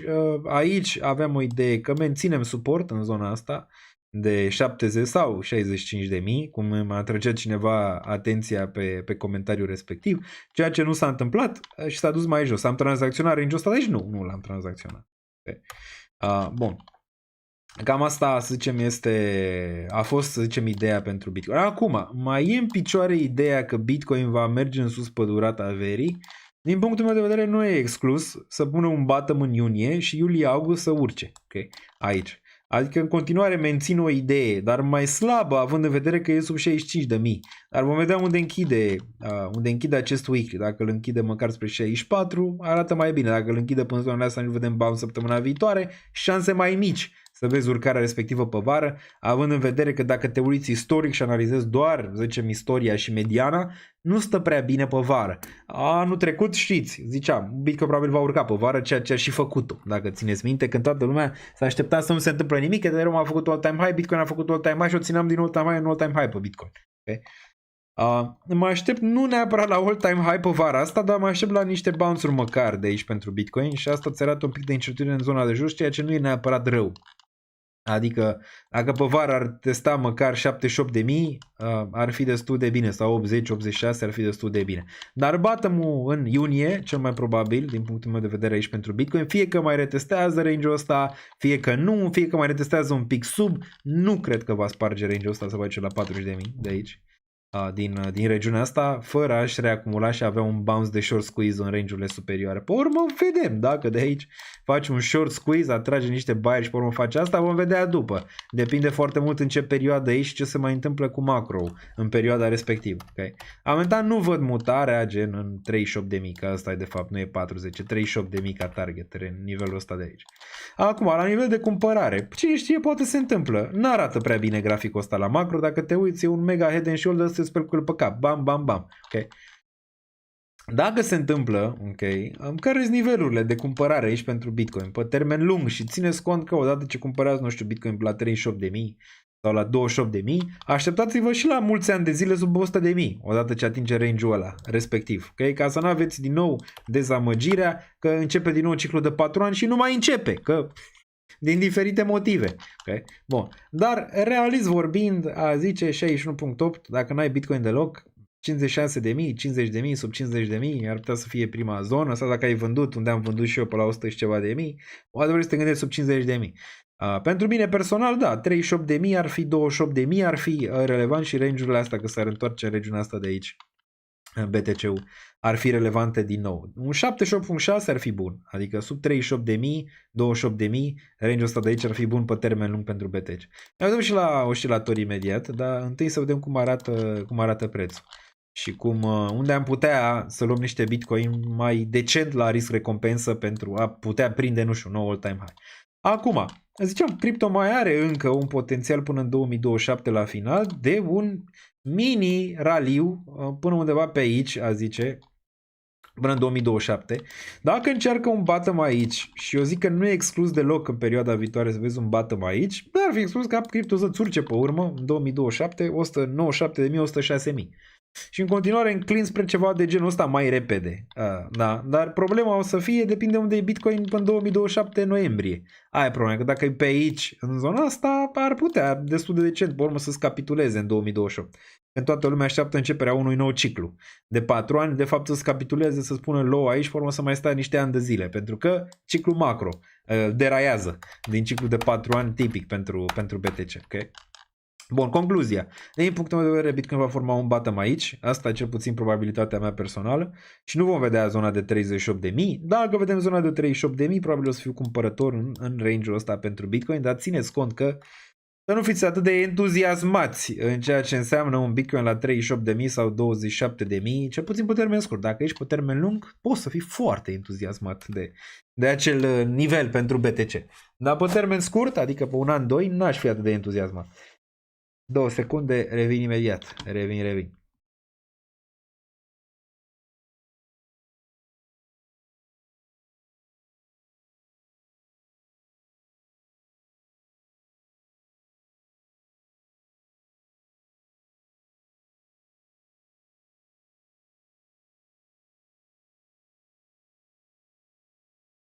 Fac colecție de șervețele. Le vând în bull market. Le țin. Un șervețel, un Bitcoin. Bun. Deci asta, rămân la ideea că va pune luna asta, că mai retestează week-urile astea, imediat vorbim și pe termen scurt. Va pune un subsol în range-ul ăsta de aici pentru BTC. Un pic sub 60.000 pe unde ai și testat. Hai să vedem pe termen scurt. Ștergem. Așa, pe termen scurt. Bun, pe termen scurt, nu, Bitcoin nu prea a pus, dacă ăsta e bottom și mergem mai sus de aici, adică și închidem din zona asta, Bitcoin nu prea a pus bottom fără să retesteze măcar regiunile astea de aici, odată. Ceea ce a și încercat să facă, după cum vezi. A avut un raliu spre zona de 64.000 în range-ul ăsta de aici, minim în urcare, se poate vedea. Cam așa face de obicei, sau îți retestează range-ul ăsta și de-abia apoi îți face urcare. De aici. De ce? Să mai atragă niște shorts în range-urile astea. Nu e normal. S-au lichidat 1,7 miliarde în poziție de long. Aici cumva s-a mai detașat. Order book-ul arată un pic mai bine din punct de vedere al short-long ratio în momentul de față. Și am putea vedea ceva de genul ăsta. Acum, hai să ne uităm și pe unde e RSI-ul pe daily, la niște niveluri foarte scăzute. De aici, asta nu înseamnă neapărat că ai un bounce imediat, dar istoria cam asta ți arată. De aici, ok? Bun, un RSI, nu știu, nemai văzut aproape. Istoric pe daily, nici în 2020. Bă, deci nici în 2020 n-a fost RSI-ul aici. Nici a fost, e un pic sub. Deci e un pic sub 2020 COVID, crash. Înțelegi? A fost RSI de aici. Dar și în COVID crash am mai avut, dacă te uiți. Și extrapolăm un pic, desigur. Aici COVID crash-ul din zona asta. Poți să vezi că a avut primul week aici, 3800. Ce cumpărături bune erau aici. Apoi a mai avut un week, se poate vedea, la 4400 și a stagnat ceva până când în sfârșit a avut un raliu peste nivelul ăsta de 10.000. Deci a fost 14 martie și a spart undeva în iunie. Martie, aprilie, mai vreo 3 luni i-a luat. Aici. Ok. Dar pe termen scurt din nou, pare că ar vrea un bounce aici și o reacumulare în range-ul ăsta și o urcare în nivelul de 67, 66, 67 de mii. Poate chiar până vineri vom vedea pentru Bitcoin. La shorta acolo probabil o să pun un short în range-ul ăsta, un scalp aici în regiunea asta pentru BTC. Cu stop, nu știu, tight peste 68 de mii. Să prind un short de genul ăsta pe el și o închidere în regiunea asta de aici. Dar cam asta ar fi ideea pentru Bitcoin termen scurt. Arată că ar vrea un bounce pe toate timeframe-urile, dacă mă întreb pe mine. Ai și niște volume de capitulare, poate nu cele mai mari din istorie, dar le ai. Iar MACD-ul, dacă ne uităm și aici o chestie interesantă pe MACD, dar nu pe daily, pe weekly, ne vom uita imediat. și ăsta ajunge într-o regiune în care poți să te gândești că sellerii s-ar mai epuiza un pic pe daily. Weekly vă ziceam, și ăsta e foarte important. Dacă Bitcoin vrea să ruleze pe vară, adică dacă Bitcoin are acel rulaj pe vară în zona superioară și pune bottom în iunie, aici și iulie-august crește, cum aștept să se întâmple, n-are voie să facă cross aici pe MACD și să țină crossul ăsta invers, adică în zona de jos. Cel mai bullish lucru ar fi să invalideze acest posibil cross de aici, să facă o mutare de genul ăsta. Atunci da, ala va fi, să zicem, lucru care îți va da o încredere bună că pe durata verii ăsta va crește și vom atinge din nou peste 70.000, poate chiar peste 80.000 pe durata verii. Invalidarea acestui cross e foarte importantă pe MACD din range-urile astea de aici. Okay? Și îl ținem sub observație, ETH deja a făcut și o să ne uităm imediat și pe ETH. Da? Bun. Deci asta e concluzia, din punctul meu de vedere va încerca în iunie un bottom în range-ul ăsta de aici Bitcoin și apoi vom vedea probabil iulie-august ceva mișcări în direcția opusă pentru Bitcoin și poate ceva lichidări în sus și mențin scenariul respectiv, numai că încrederea e mai mică având în vedere că ai spart 65.000, dar e în continuare, având în vedere tot ce am arătat până acum la nivel negativ de preț. Mergem și la Ether. Pe Coinbase, același lucru, să ștergem, să ne uităm un pic. Alt nivel de capitulare, dacă te uiți pe daily la volume, aici, rapid, se poate vedea, volume mai mare ai avut aici, în capitularea asta, din aprilie 2025, un pic mai mare volum. Și ai mai avut aici, în august 2024, în care, bam, mai retestat dublu subsol, ceea ce poate am vrea să vedem și acum. Și apoi te-ai dus la 4.000. Și aici tot la 4.000, un pic peste 4.000 te-ai dus din zona asta de aici, de capitulare pe volum. Bune volume de capitulare, a zice, pentru Ether. La fel și aici se poate vedea, la fel și aici una mai mare. Aici s-a marcat un top mai macro, ăsta din noiembrie 2022, se poate vedea. De aici, dar ulterior, tot mutarea ai făcut-o tot la 4.000, tot aici. Ok, nivelul ăsta. Că istoria se repetă și asta e capitulare, știm foarte bine care e mutarea care urmează pentru ETH. 4.000. Pentru că aia e. Și cum o să vezi mutarea aia? Păi de fiecare dată când a urcat peste nivelul ăsta de 2500 de aici, nu s-a oprit până în zona asta. Ok, se poate vedea. Bam. S-a urcat peste 2500, bam. A urcat peste 2500, bam. Deci 2489-2500 give or take, ultima zonă de aici. Dacă capătă zona asta, următorul nivel e 4000. După și o să fie la fel de rapid ca în cazurile precedente. Bam, adică rapid. Momentan vom vedea dacă asta e capitularea din nou în regiunea asta de aici pentru Ether, dar pare că pe termen scurt același lucru vrea să facă. Adică îți vrea să-ți facă un minim urcare sau un fel de dublu subsol, poate cu un wick mai jos, cum a făcut și în cazurile precedente, înainte de a vedea din nou o mutare spre 1900-2000 și atunci vom vedea după. Acum, aici și un scenariu negativ pentru Ether aici, dacă Bitcoin se duce la 40.000, hai să-l vorbim despre el. Deci, ai această zonă de reacumulare macro, care nu arată rău la nivel macro, dacă te uiți, mereu vine și găsește suport la topul din 2018 de aici, se poate vedea că stagnează de atâta timp, dar în continuare bine atâta timp cât ține range-ul ăsta. Acum, ce știm despre piețele financiare și o să vă arăt imediat câteva grafice din trecut. Au niște tendințe interesante și tendințele alea sunt de cele mai multe ori wick-uri de lichiditate sub ultima zonă de suport. După cum vedem aici, inclusiv pe ETH, a venit din 4800, grab de lichiditate de aici, adică ți-a lichidat toate pozițiile care te erau lichidate, 1400, regiunea asta, 1371, a venit la 886 de aici și apoi a început un raliu bun, nu monstru, dar bun, se poate vedea. De aici din 800 s-a dus ulterior până în 5000. Okay? Un raliu bun pe durata a 4 ani sau 3 ani. 3 ani de aici, da? Din regiunea asta. Că am mai atins 4000 în trecut și am mai stat în lateral, bla, bla, bla. Până la urmă topul a fost un pic mai sus decât cel precedent, ok? De aici. Dar are tendința asta, vezi? Acum, întrebarea este...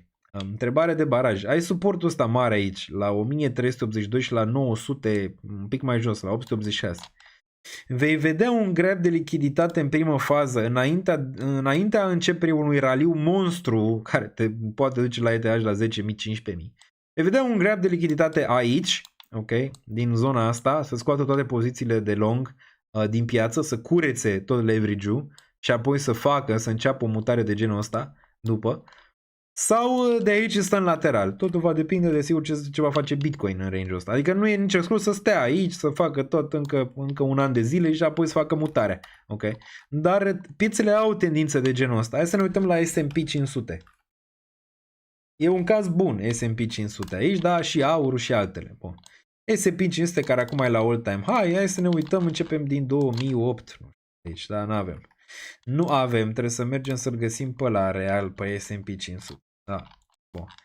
S&P 500, ne uităm fix la dot-com bubble-ul de aici, da, ne uităm la dot-com bubble-ul de aici, din 2000, 99-2000, da, de aici, da. Păi se poate vedea, ai avut această zonă de cât de cât suport, aici se poate observa, da. Suport în regiunea asta 794, din 2000 în 2002, 2003, apoi a avut raliu din nou la all-time high, aici, dublu top, nu e ca la Ether s-a mai dus între timp, aici s-a dus greu, adică a durat 5 ani de zile să se întoarcă aici, doar, adică pe raliul ăsta, ușor, n-am mai avut între timp.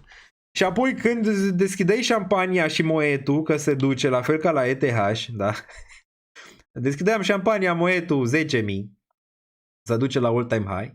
Ce s-a întâmplat aici?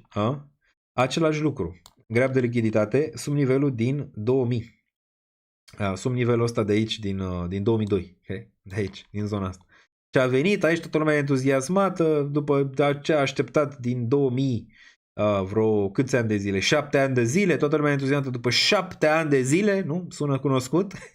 Așa, bam, a venit, a capitulat aici odată, a mai ținut un pic range-ul ăsta, a mai capitulat odată și încă o dată, ca să nu mai dea speranțe nimănui, să scoate toate pozițiile. Și apoi a început cel mai mare raliu posibil. Da? Se poate vedea aici, după ce a scăpat de niște căpușe din range-ul ăsta, apoi s-a dus, s-a dus. Și apoi putem să mai vedem același lucru și pe aici. Dacă observi, în 2017, da? Cu Trump, bam, a venit aici, te entuziasmai, vine 2019, nivelul ăsta, face all-time high, se duce și înainte, bam, îți vine un COVID. Și îți face grab de lichiditate de aici, înainte de un raliu monstru. Okay. Poate vedea. La fel și aici, dacă te gândești, grabul ăsta de lichiditate de aici, din ianuarie, ăsta e mai rapid, da, se poate vedea. A venit sub range-ul ăsta și de-abia apoi iarăși un raliu monstru. Concluzia e că piețele, poți să te uiți la aur. Aurul care moare, băi, moare. Aurul se tranzacționează ca Bitcoin în top, imediat. Analizăm și pe el. Îl analizăm și pe el imediat. Bun. La fel și la aur. Aurul a fost un pic mai așezat. Asta zic, nu trebuie neapărat să ai un grab atât de mare de lichiditate. Dacă observi aici, da? Cu toate că și aurul a avut, uite, a avut aici bam range-ul ăsta a fost la el și apoi ăsta, dar apoi s-a dus la all-time high. Aici a fost fake toată lumea lui long și a făcut unul mai mic. Vezi? A făcut unul mai mic aici. Ai zis, ai range-ul ăsta 1600, bam, s-a dus aici. A făcut un grab de lichiditate sub range-ul ăsta la 1600, dându-i senzația că se întoarce aici și nu s-a mai întors aici. S-a dus direct, dar țineți minte că noi ne uitam la acest grafic din 2021-2022 și ziceam, bă, ăsta e pregătit să duce la un moment dat. Ăsta e acumulare din 2011, adică ăsta e un mare cap and handle din 2011, adică 10 ani de zile în creație, mai mult de 10 ani de zile aici. Bun, în trecut au mai avut și aurul perioade, dacă ne uităm din trecut, sunt convins că am mai avut, uite, ăsta mi se pare concret, în care a avut suport aici, a venit sub el, bam, ai luat grab de lichiditate de aici, apoi din 99 până în 2011, ia uite-l, ram, bam. Da. Bun, deci ați prins ideea în ceea ce înseamnă Ether. Nu aș fi șocat, adică și-aș cumpăra dacă s-ar întâmpla ceva de genul ăsta pe Ether. Adică dacă ar veni cu un grab de lichiditate chiar și sub nivelul ăsta de aici, cu toate că nu e neapărat nevoie, ați văzut la aur, că nu e nevoie, poate să mai facă o chestie de genul ăsta, pe urmă să mai stea în lateral și pe urmă de-abia să-ți facă mutarea, cum a făcut aurul, nu e neapărat nevoie, depinde foarte mult ce se întâmplă la macro și în zona de cripto, dacă ăsta face grab de lichiditate sub 900, sub 880, înainte de o mutare monstru. Dar clar că o să cumpăr aici dacă se întâmplă ceva de genul ăsta pentru Ether. Și ar fi desigur la mintea cocoșului, dar mulți o să fie foarte speriați. Nu-ți imagina că dacă ăsta se duce aici, mulți vor mai cumpăra. Pentru că atunci o vor spune și veți vedea pe social media, gata, ETH e mort și a pierdut suportul macro istoric și s-a dus naiba. Și aici nu mai cumpără nimeni. Nu mai cumpără aici lumea. Da, aici nu o să mai cumpere nici naiba în range-ul ăsta. Acum, desigur, e și chestia că dacă rămâne sub regiunea asta de ei să tranzacționează pe în range-ul ăsta va sta mulți ani de zile sub all-time high. Nu zic că nu-l va mai atinge, că îl va mai atinge. Dar va sta mult mai mult decât e aproximat. La ce înclin momentan, adică dintre toate scenariile astea de aici, care e inclinația mea, nu înclin nici în asta momentan, înclin mai mult, poate încă un grab de lichiditate sub 1300 aici, pe la 1100, 1200 și atât. Nu înclin neapărat sub nivelul ăsta de aici, dacă e. Adică cam asta înclin maxim la nivel de pain, 1107 sau 1094, dar nu grab de lichiditate sub zona asta de aici, momentan. Dar e bine de știut că piețele mai fac chestii de genul ăsta înainte de mutări monstru, iar ETH nu arată rău. E doar un copilaj, așa, dacă te uiți versus AUR sau versus S&P sau versus alte asset-uri financiare mai clasice. Aici până la final e gata, băieți, de bear market. Pe cred că s-a dus o mare parte din el. Bun, hai să dăm întrebări. Aici, imediat ne uităm. Nu prea pare că te aștepți la un nou all-time high în 2027. Se poate și un all-time high pe Bitcoin în 2027. Eu am zis că cripto are până în 2027 încă potențial de performanță aici. Macro probabil va rămâne intact. Nu exclud un all-time high în ceea ce înseamnă Bitcoin pe 2027. Probabilitate mai mică, dar probabilitate mai mare, nu știu, să te duci peste 105.104, nivelul ăsta de aici poate, pe 2027. Dar poate să facă și all-time high 2027. Why not? Why not?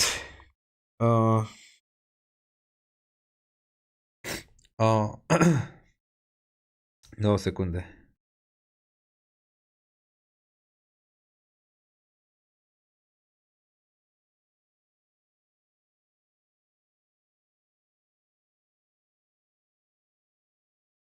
Ok, bun. Bun. Asta e ideea. Bottom-ul niciodată n-au arătat ușor. Dacă ăsta e bottom-ul de aici, să înseamnă că nu o să fie ușor.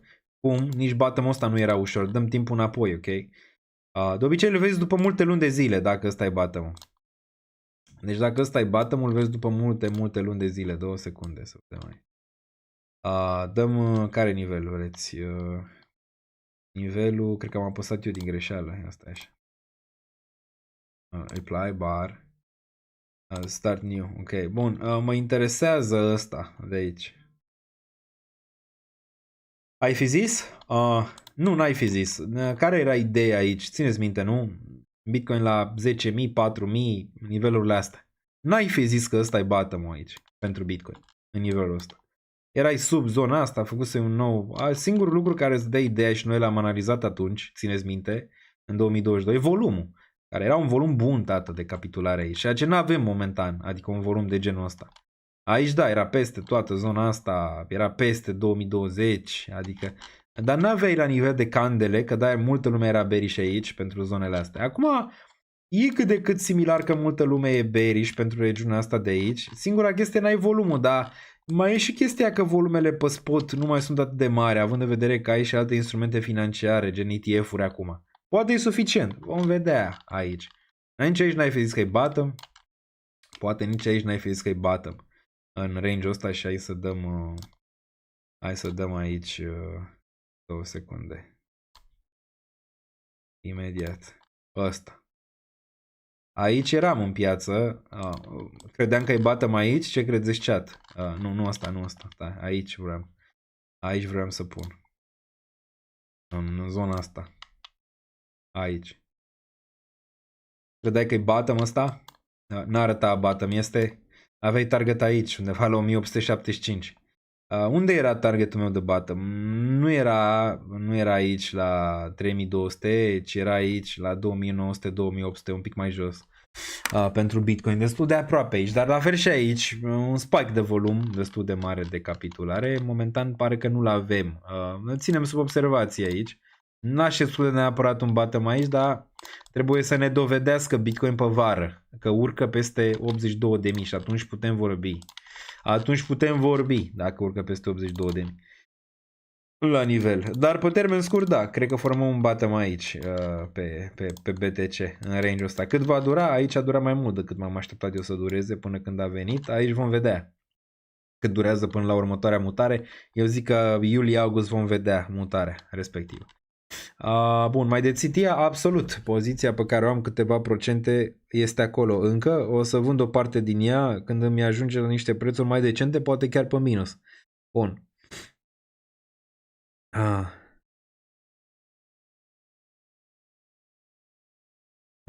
Bun.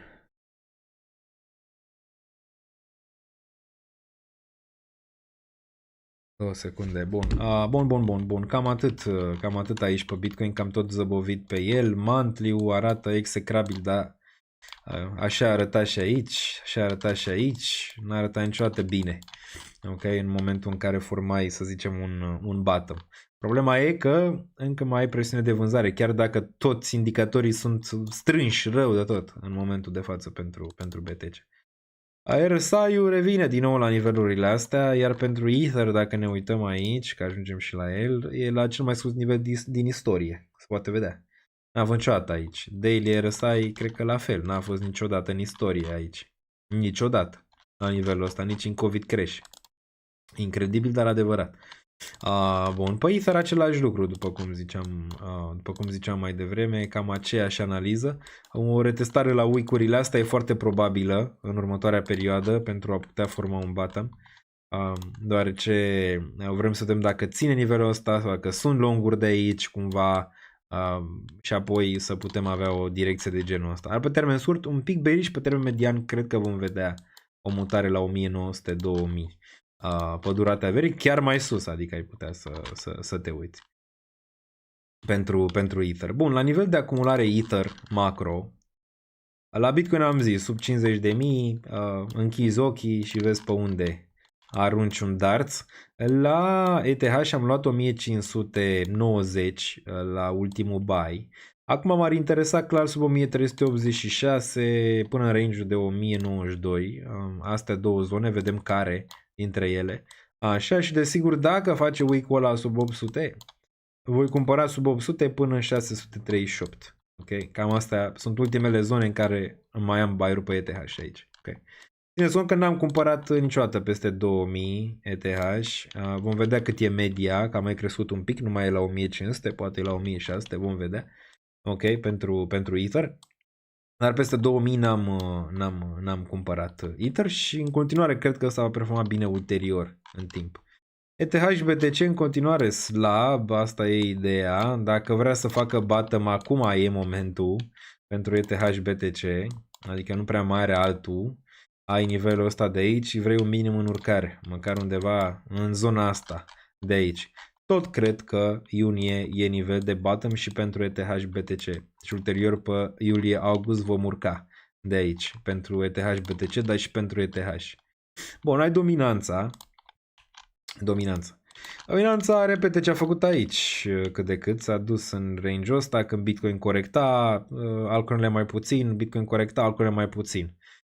Dinamica trebuie să schimbe dacă dominanța pică măcar sub 58 și apoi 54. Sub 54 e posibil să vezi altcoin-urile să crească și Bitcoin să scadă. Sau când Bitcoin stă în lateral, altcoin-urile să urce, dar nu înainte să-ți piardă nivelul ăsta. Teoria mea rămâne că dominanța în următorii 5 ani se va tranzacționa la 39% și poate și sub 39% pentru dominanța. Asta nu înseamnă că ai un altcoin season extins neapărat, ci că poate 10 proiecte vor performa mai bine decât Bitcoin sau 15 proiecte vor performa mai bine decât Bitcoin și toată activitatea se va face acolo în următorii 5 ani. Okay. Asta e ideea. Momentan, până când nu spargem nivelul ăsta de aici, nu poți să zici că e un breakdown. Arată rău, da, dar tot îl ține. Poate să-l țină în continuare. Aici. Când trece Market Structure Bill-ul, probabil o să vezi niște surprize de la dominanță. Până atunci, acel Clarity Act, până când nu trece, în continuare probabil va sta range. Va sta range aici. Bun, UST.D și cum arată ce ne arată. UST.D. Bun, UST.D 886 la zone istorice de rezistență. Încă din 2022 se poate vedea. Suntem la nivelul din 2022 aici pentru asta. Am mai fost și în februarie 2026. Deci în 2026 am atins de 2 ori nivelul ăsta. Că nu era suficient odată. Bun. Ceea ce istoric 2 ori a fost și aici, 2 ori a fost și aici, înainte de o capitulare mai mare și un final de bear market. Dacă vrei să o privești în felul ăsta, okay? La nivel de USDT.D.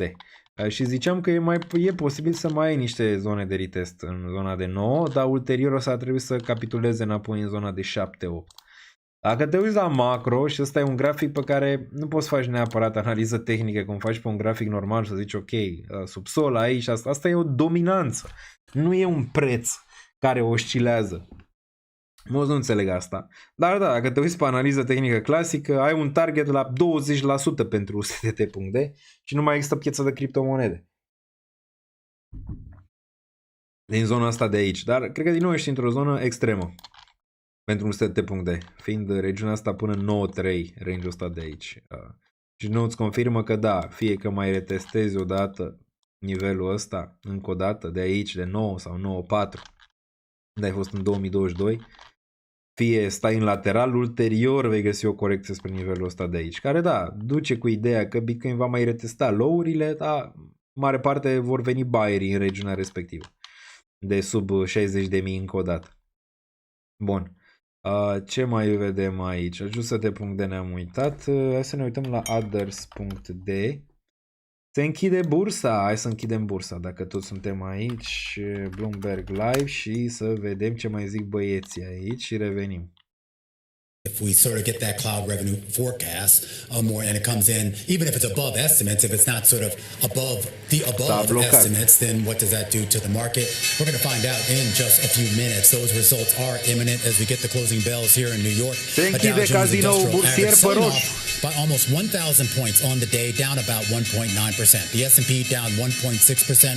The NASDAQ indices down each about 2% as we wait for these numbers to settle. And the Russell 2000, the relative outperformer, it's only down 1.1%. All right, let's go at the S&P 500, folks. We've got about 328 names losing ground on this Wednesday. 174, Katie, to the upside, 1 unchanged. Let's take a look at the sector performance as well. Different picture from yesterday. You definitely had more losers than gainers. 3 sectors in the green. Leading them was consumer staples, a pretty defensive read there to see that sector in particular rallying the most by 1.7%. Energy also higher as Brent prices do march higher. Real estate also managing to squeak out a gain, but at the bottom of the pack, industrials down 3.4% and 2.5%.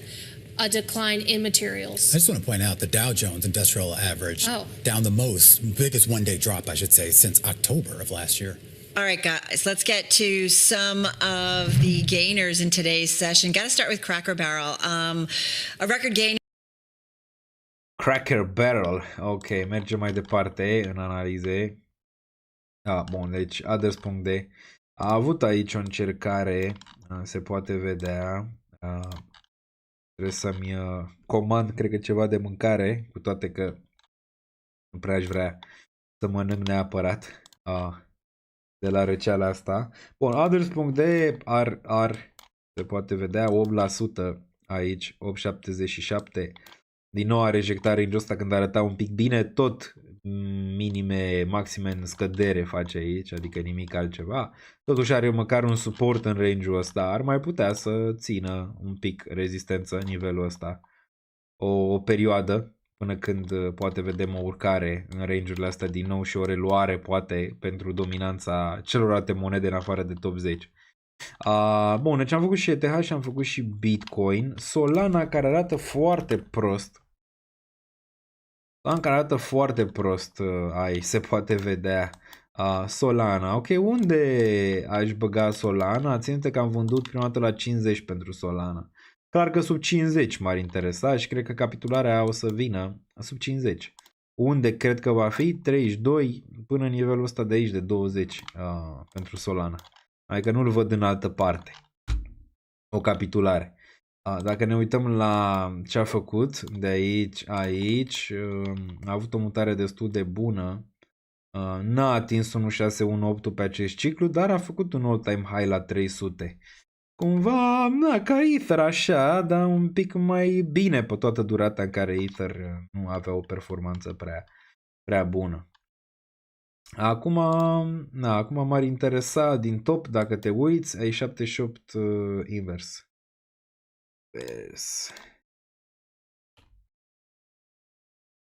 Bun. M-ar interesa destul de tare nivelul ăsta de aici, de 51 în prima fază pentru un trade și zona de 32.19. Rămân pe aceeași idee în mare parte. Rămân pe aceeași idee la nivel de unde, să zicem, aș vrea să acumulez. Dacă te uiți la un Fibonacci, ești deja la 78.6 și apoi ar fi undeva la 88.6. Ar fi următoarea zonă cât de cât bună pentru Solana. Dar nu m-aș atinge de ea până nu vine măcar sub 50. Okay? Chiar dacă, după cum observi din top, ți-a atins deja 61.8, ți-a dat din 61.8 din Golden Pocket, ți-a dat câteva zone de bounce aici, ok? Dar e destul de clar că ți-a spart regiunea asta. Ți-a venit și 78.6, ți-a dat un bounce și aici, se poate vedea, până 98 și acum următoarea zonă ar fi 40, nu 50, 40, 32, nivelul ăsta unde vine suport. Dacă punem și un VPVR pe ea, de aici, povestea arată interesantă, îți arată că macro-reacumulare vine de-abia sub 32 până în 23, nivelul ăsta, și mare e la 12, dar nu știu dacă neapărat se va duce chiar până acolo.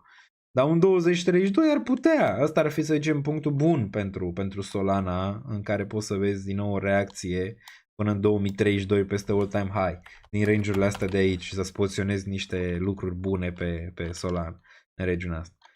Bun, deci Solana cam asta, bearish în continuare arată. Dacă ne uităm și pe EMA-uri, e sub toate, sub 200, sub 9, sub 21. Și de obicei nu se oprește până când nu găsește măcar o capitulare în range-urile astea, similar cum a făcut și în trecut. Da? Nu s-a oprit aici, s-a oprit undeva pe la 33 ultima oară. Deci ăsta ar fi un lucru bun la nivel de, nu știu, a mai tranzacționa poate sub 50, când e sub 50 niște longuri de poziționat. Dar în continuare bearish aici pentru Solana. Dacă ne uităm la weekly RSI, ești într-o regiune de capitulare, dar ai mai putea vedea.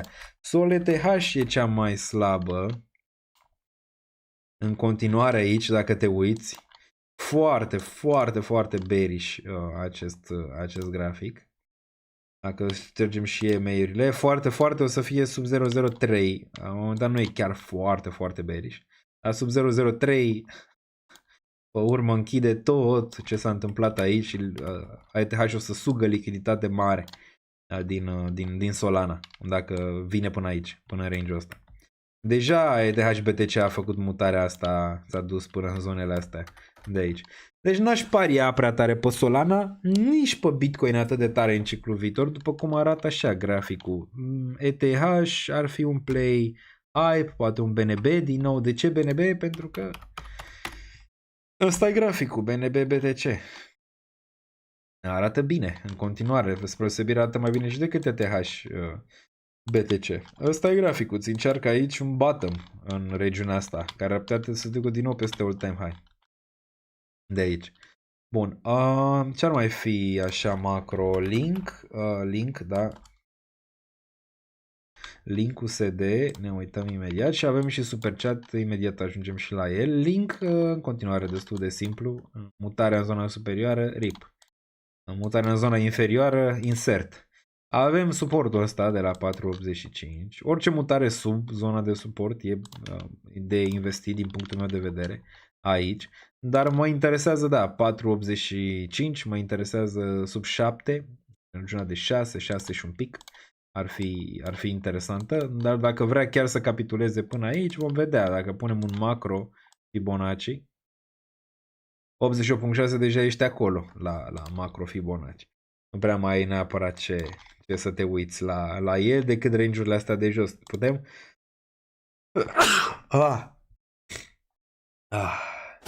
2 secunde.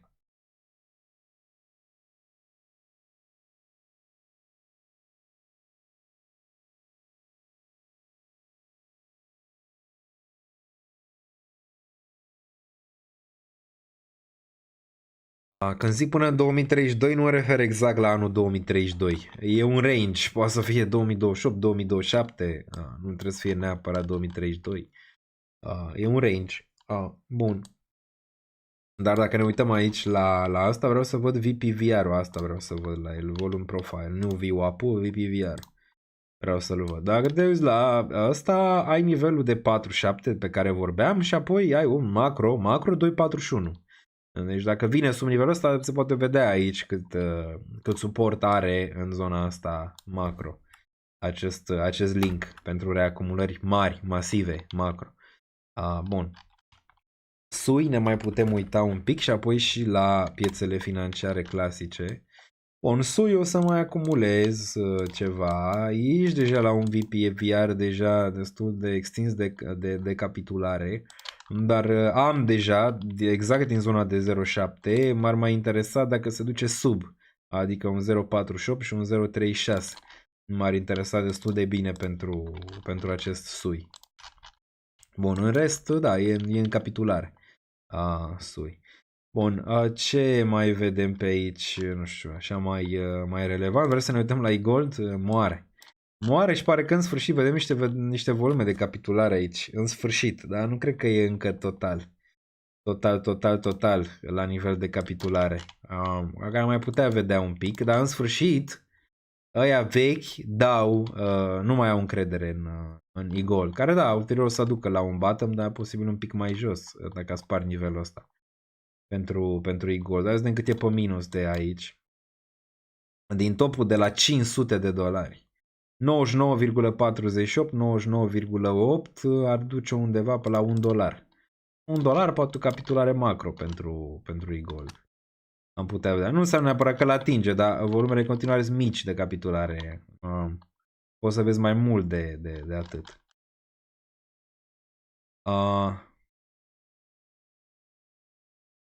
La ETH văd mai mult de 10.000. Odată ce atinge 10.000 nu se va opri acolo cel mai probabil. Voi vedea 15, 20, 25 ulterior. Bun. XMR-ul în continuare singurul privacy coin real pe verde. Aici și în altceva nimic pe verde în general. Bun, hai să facem super chat-ul să nu mă înjure lumea aici. Știu că mi-a lăsat cineva. Mă uitasem mai devreme. Și imediat... Da, nu mai văd super chat-ul ăla. Imediat. S-a blocat. Dăm un refresh, poate o ia așa. Poate o ia pe refresh, gata. Bun, o părere te rog despre super microcomputer. Super microcomputer. Bun, ne uităm. Și ajungem și la imediat. Mergem și pe Hyperliquid și pe altele. Super microcomputer Inc. Bearish. După cum se poate vedea, ți-a făcut un bounce din 20. Are același nivel de rezistență aici, pe care nu poate să-l treacă. Dacă ne uităm la EMA-uri, în continuare bearish. Dacă ne uităm la monthly, în continuare bearish. Targetul rămâne la 11 pe super micro. Și acolo probabil ceva bounce. Dar dacă te uiți la monthly, mai are de capitulat. Ține ochii pe 200 moving average, care vine spre 11, un pic sub 11 aici. Bearish în continuare, orice bounce e vândut, se poate vedea. Pe super micro. Plus că n-ai urcat din nou peste 200, n-ai putut și imediat au venit sellerii. Ulterior cred că vei atinge 11 și vei face un bounce de acolo. Sub 11 poate, dacă știi ce face compania, până nivelul de 4, ar fi nivel macro, reacumulare aici pentru asta. După un raliu genial în 2023 la 121. Bun, mai departe. Analiză pe XMR short term. Uite că eram mai devreme pe el și ne întoarcem. XMR short term. Bun, short term e la rezistență. Chiar dacă se ține pe verde momentan, short term cred că va veni la o 314, poate chiar 307. Bearish short term, plus că vezi, a venit și a retestat 21 EMA, aici e zona de rezistență. Din zona asta de 327 până 347 ești în rezistență. Similar, uite, aici ai rejectat, aici ulterior ai rejectat, probabil și aici vei avea aceeași reacție, măcar în prima fază de rejectare. Bearish short term. Bun, Bun. Daniel, cât o să ne mai țină? Pare că ne mai ține ceva. Pare că ne mai ține până când renunță 80% și apoi bouie. Aici până la final e gata, băieți, de bear market. E mai repede spre jumate sau final, având în vedere votul de aici. Știți foarte bine pe vot, dacă ne uităm imediat. Să ne întoarcem pe live. De obicei, majoritatea are de state de 2 ori, la jumatea unui bear și la jumatea unui bull. Dacă ne uităm aici, se poate vedea că 68% dintre cele 1000 de voturi spun că mergem mai jos. Deci dacă or să aibă dreptate, e destul de clar că suntem la jumate. Dacă nu o să aibă dreptate și nu mergem mai jos de aici, s-a terminat bear market-ul. E destul de simplu din punctul ăsta de vedere. Da? Deci dacă majoritatea are dreptate și mergem mai jos, deoarece în trecut era invers, țineți minte, subsol 70% și mai jos așa 30%. Acum s-a inversat un pic, ceea ce e din nou un alt factor care te-ar putea duce cu gândul că nu ești departe neapărat. Pentru că toată lumea a devenit bearish. Okay. Bun, dar majoritatea poate să aibă și dreptate. De 2 ori, la jumatea unui bear și la jumatea unui bull. Bun, mai departe. Mai departe. ENA. AVE. Bun. Facem. Dacă mai rezistă creierul. Bun. AVE, din nou nivel de capitulare pentru AVE. Aici sub 50 m-ar interesa, sincer. Ceva. AVE. N-am mai intrat pe graficul ăsta de mult. Bun, deci dacă ne uităm la AVE aici, nivel de suport destul de clar, 46. 46 până nivelul ăsta de aici de 27 mă interesează de acumulat la AVE, chiar dacă are un range macro de genul ăsta. Cred că aici va găsi un suport acest AVE și mă interesează, plus vedem aici capitulări destul de mari pe weekly RSI.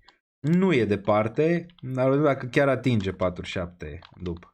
Iar ENA, dacă ne uităm, mâine în patron facem mega market update la cerere.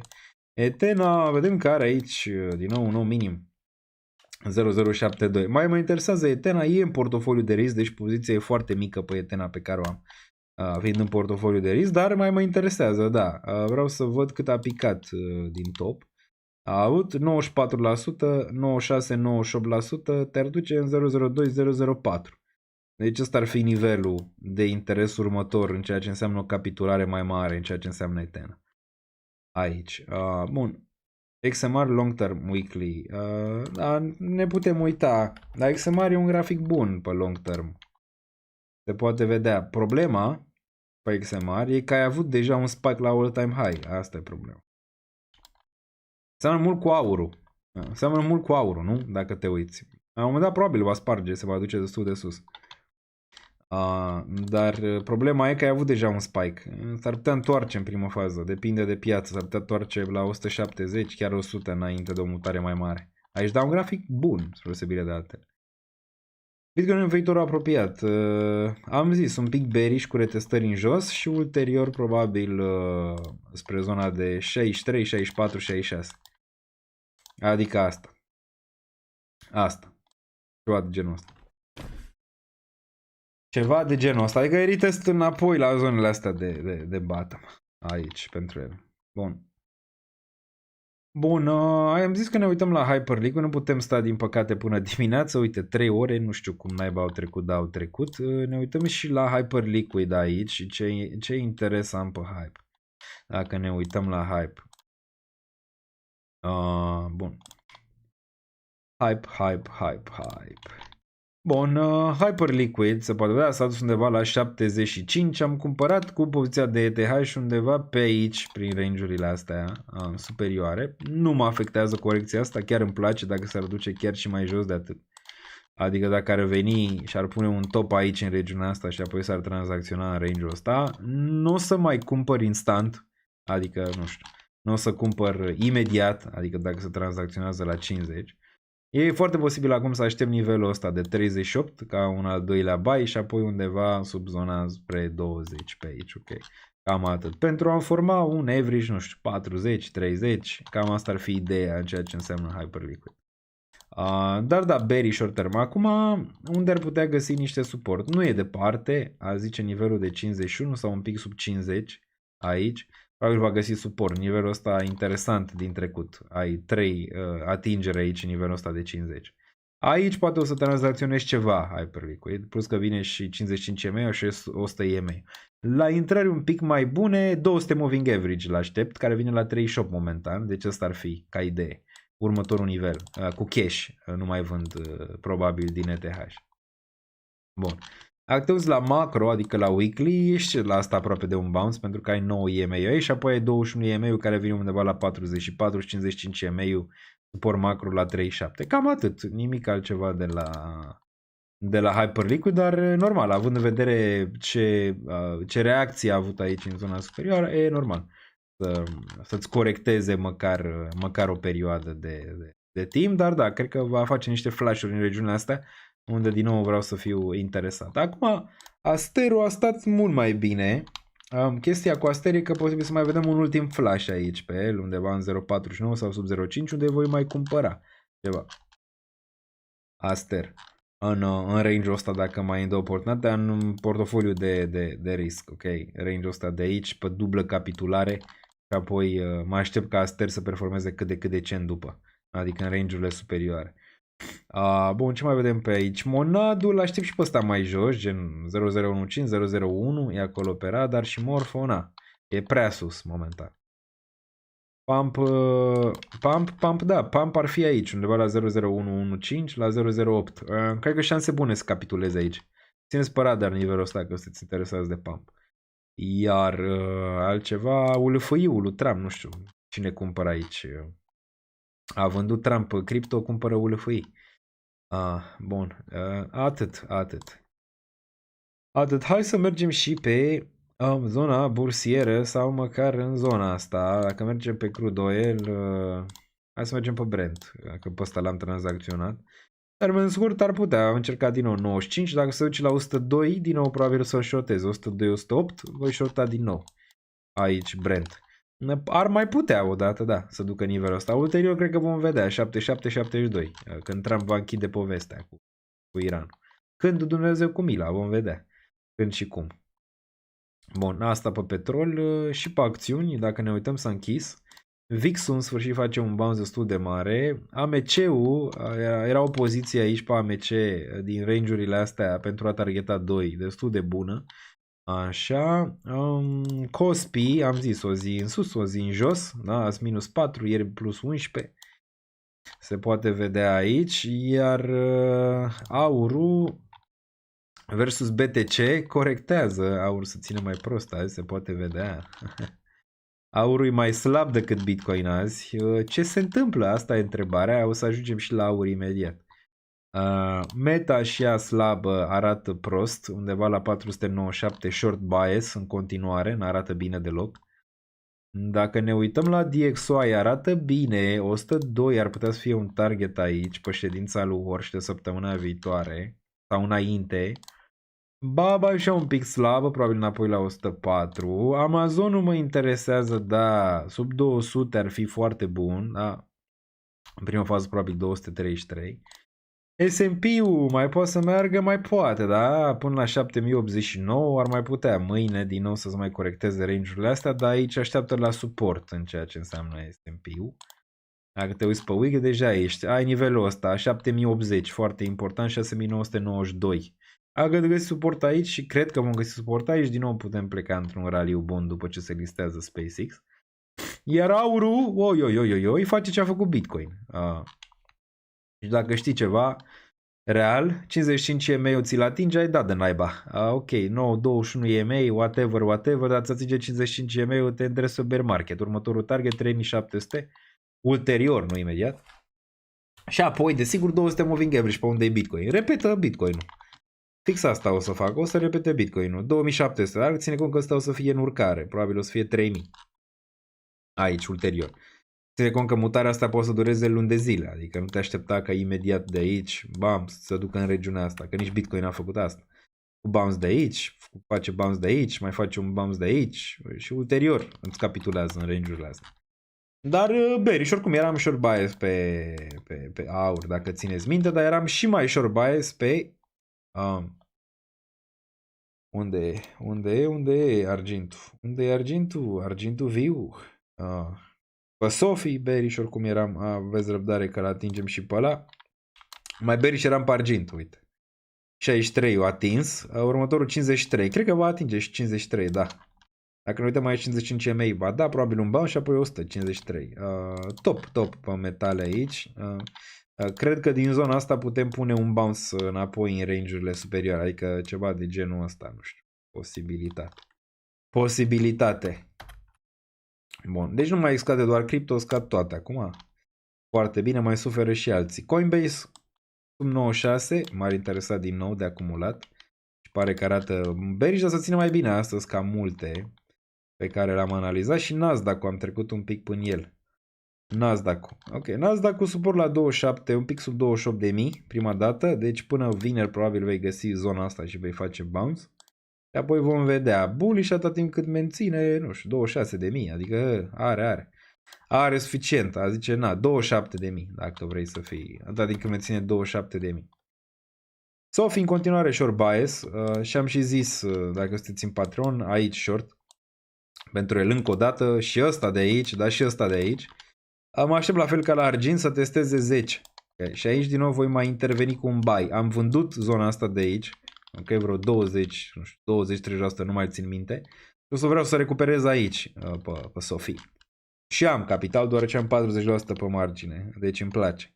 Dacă s-ar duce acolo. Tesla, bounce probabil de pe la 369. Nu vă imaginați că se duce sub 330 imediat.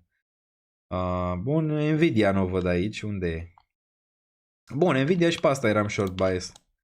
Același lucru și rămân în continuare până la 190. Țineți-l pe radar, 190 probabil bounce și cam pe acolo se duce zona pentru ea și ai și 200 moving average aici. Pentru amatorii de longe. Pe acolo ar fi regiunea respectivă. Iar altceva, cam atât. Nu vedem altceva relevant pe acțiuni. Care mai atrage atenția, Lucidu și Puru. Puru și el s-a dus undeva 6-9, clar că era de luat take profit aici. 7 target, 6 target o suport. Cospi, ok, am zis, aurul foarte afectat versus Bitcoin, e prea devreme să tragi o concluzie că, domnule, așa, dar asta era ideea și pare că merge bine pe aur BTC. Vom vedea, asta înseamnă că Bitcoin se poate ține un pic mai bine. Moderna și a bearish pe termen scurt, înapoi la 37 de aici. Bun, hai să vedem și după inflație ce s-a întâmplat cu bonzurile. US30 urcă, US10 urcă, cum te-ai aștepta, nu? După inflație și TLT-ul scade. Pentru amatorii de TLT, aici, din nou. 82, 81, acolo sunt niveluri de cumpărare. Bun, cam atâta zice pentru astăzi. Bitcoin mai puternic decât restul pieței, interesant, dar e o singură zi. Vrem să vedem și mâine, poi mâine, dar cumva vine scenariul de bottom aici pe termen scurt, pentru că e pe verde așa ușor. Odată cu listarea SpaceX o trimite Musk rachete să mineze gold pe supernove și de-aia scade. Sunt convins. Sunt absolut convins. Nu prea mai pot. Ochii îmi lăcrimează și nu de la cripto, ci de la răceală. Oracle, vedem că a zis aici EPS 211719, ok, arată bine, Oracle a dat-o pe roșie. Meeting or Iran strike options. Vrea să lovească Iranul, ok, am înțeles. De-aia cade aurul. Bitcoin deja a picat, nu mai are ce să mai pice. Cel mai probabil, adică o probabilitate. Bun, cam atât pentru astăzi, doamnelor, domnișoare, domnilor. Vă salut și pe cei din reluare. Aveți butonul de like aici dacă vă place. Rezistăm pe perioadele astea dificile pentru cripto, dar mai nou și pentru piețele financiare clasice, dar și pentru cei care investesc în metale și toate cele. Cred că suntem destul de aproape de un bottom măcar pe termen scurt pe Bitcoin și pe cripto și vom vedea după ăla mai mare, vom vedea cum evoluează piața pe durata verii și vom analiza. Stăm foarte aproape de ce se întâmplă și cu SpaceX, e posibil să vă fac un short vineri după listare. Nu cred că vom avea live vineri, nu știu dacă se întâmplă ceva excelent, e o probabilitate. Se întâmple și asta, dar clar că live-urile vor fi, chiar dacă ați văzut că am fost în vacanță, nu există vacanță, așa, tot am făcut video și săptămâna trecută, așa, live-urile vor fi săptămânal și asta e ideea, să fie săptămânal, ok? Dar când nu pot sau nu am Wi-Fi sau sunt într-o mini-vacanță sau ceva, se întâmplă și un video oricum, dar nu plec nicăieri, rămân aici până la final și trecem și pe perioadele astea, stați fără grijă, or să treacă și ele. Părul alb în cap iese și el și devenim mai buni cu trecerea timpului. Stay safu, m-aș da, și cineva verifică Oracle, ce a făcut? Ia. Da, minus 4,38, ok. După ce am văzut că a lovit bine long term debt, văd că la 124 de miliarde, 32 trailing free cash 24, nu stă chiar atât de rău, dar totuși piața arată cum arată. Oracle în continuare, da. După ce a testat regiunea asta, aproape se va întoarce pe la 169. Oricum. Vă salut pe toți, ne auzim în următorul. Stay safe, much love.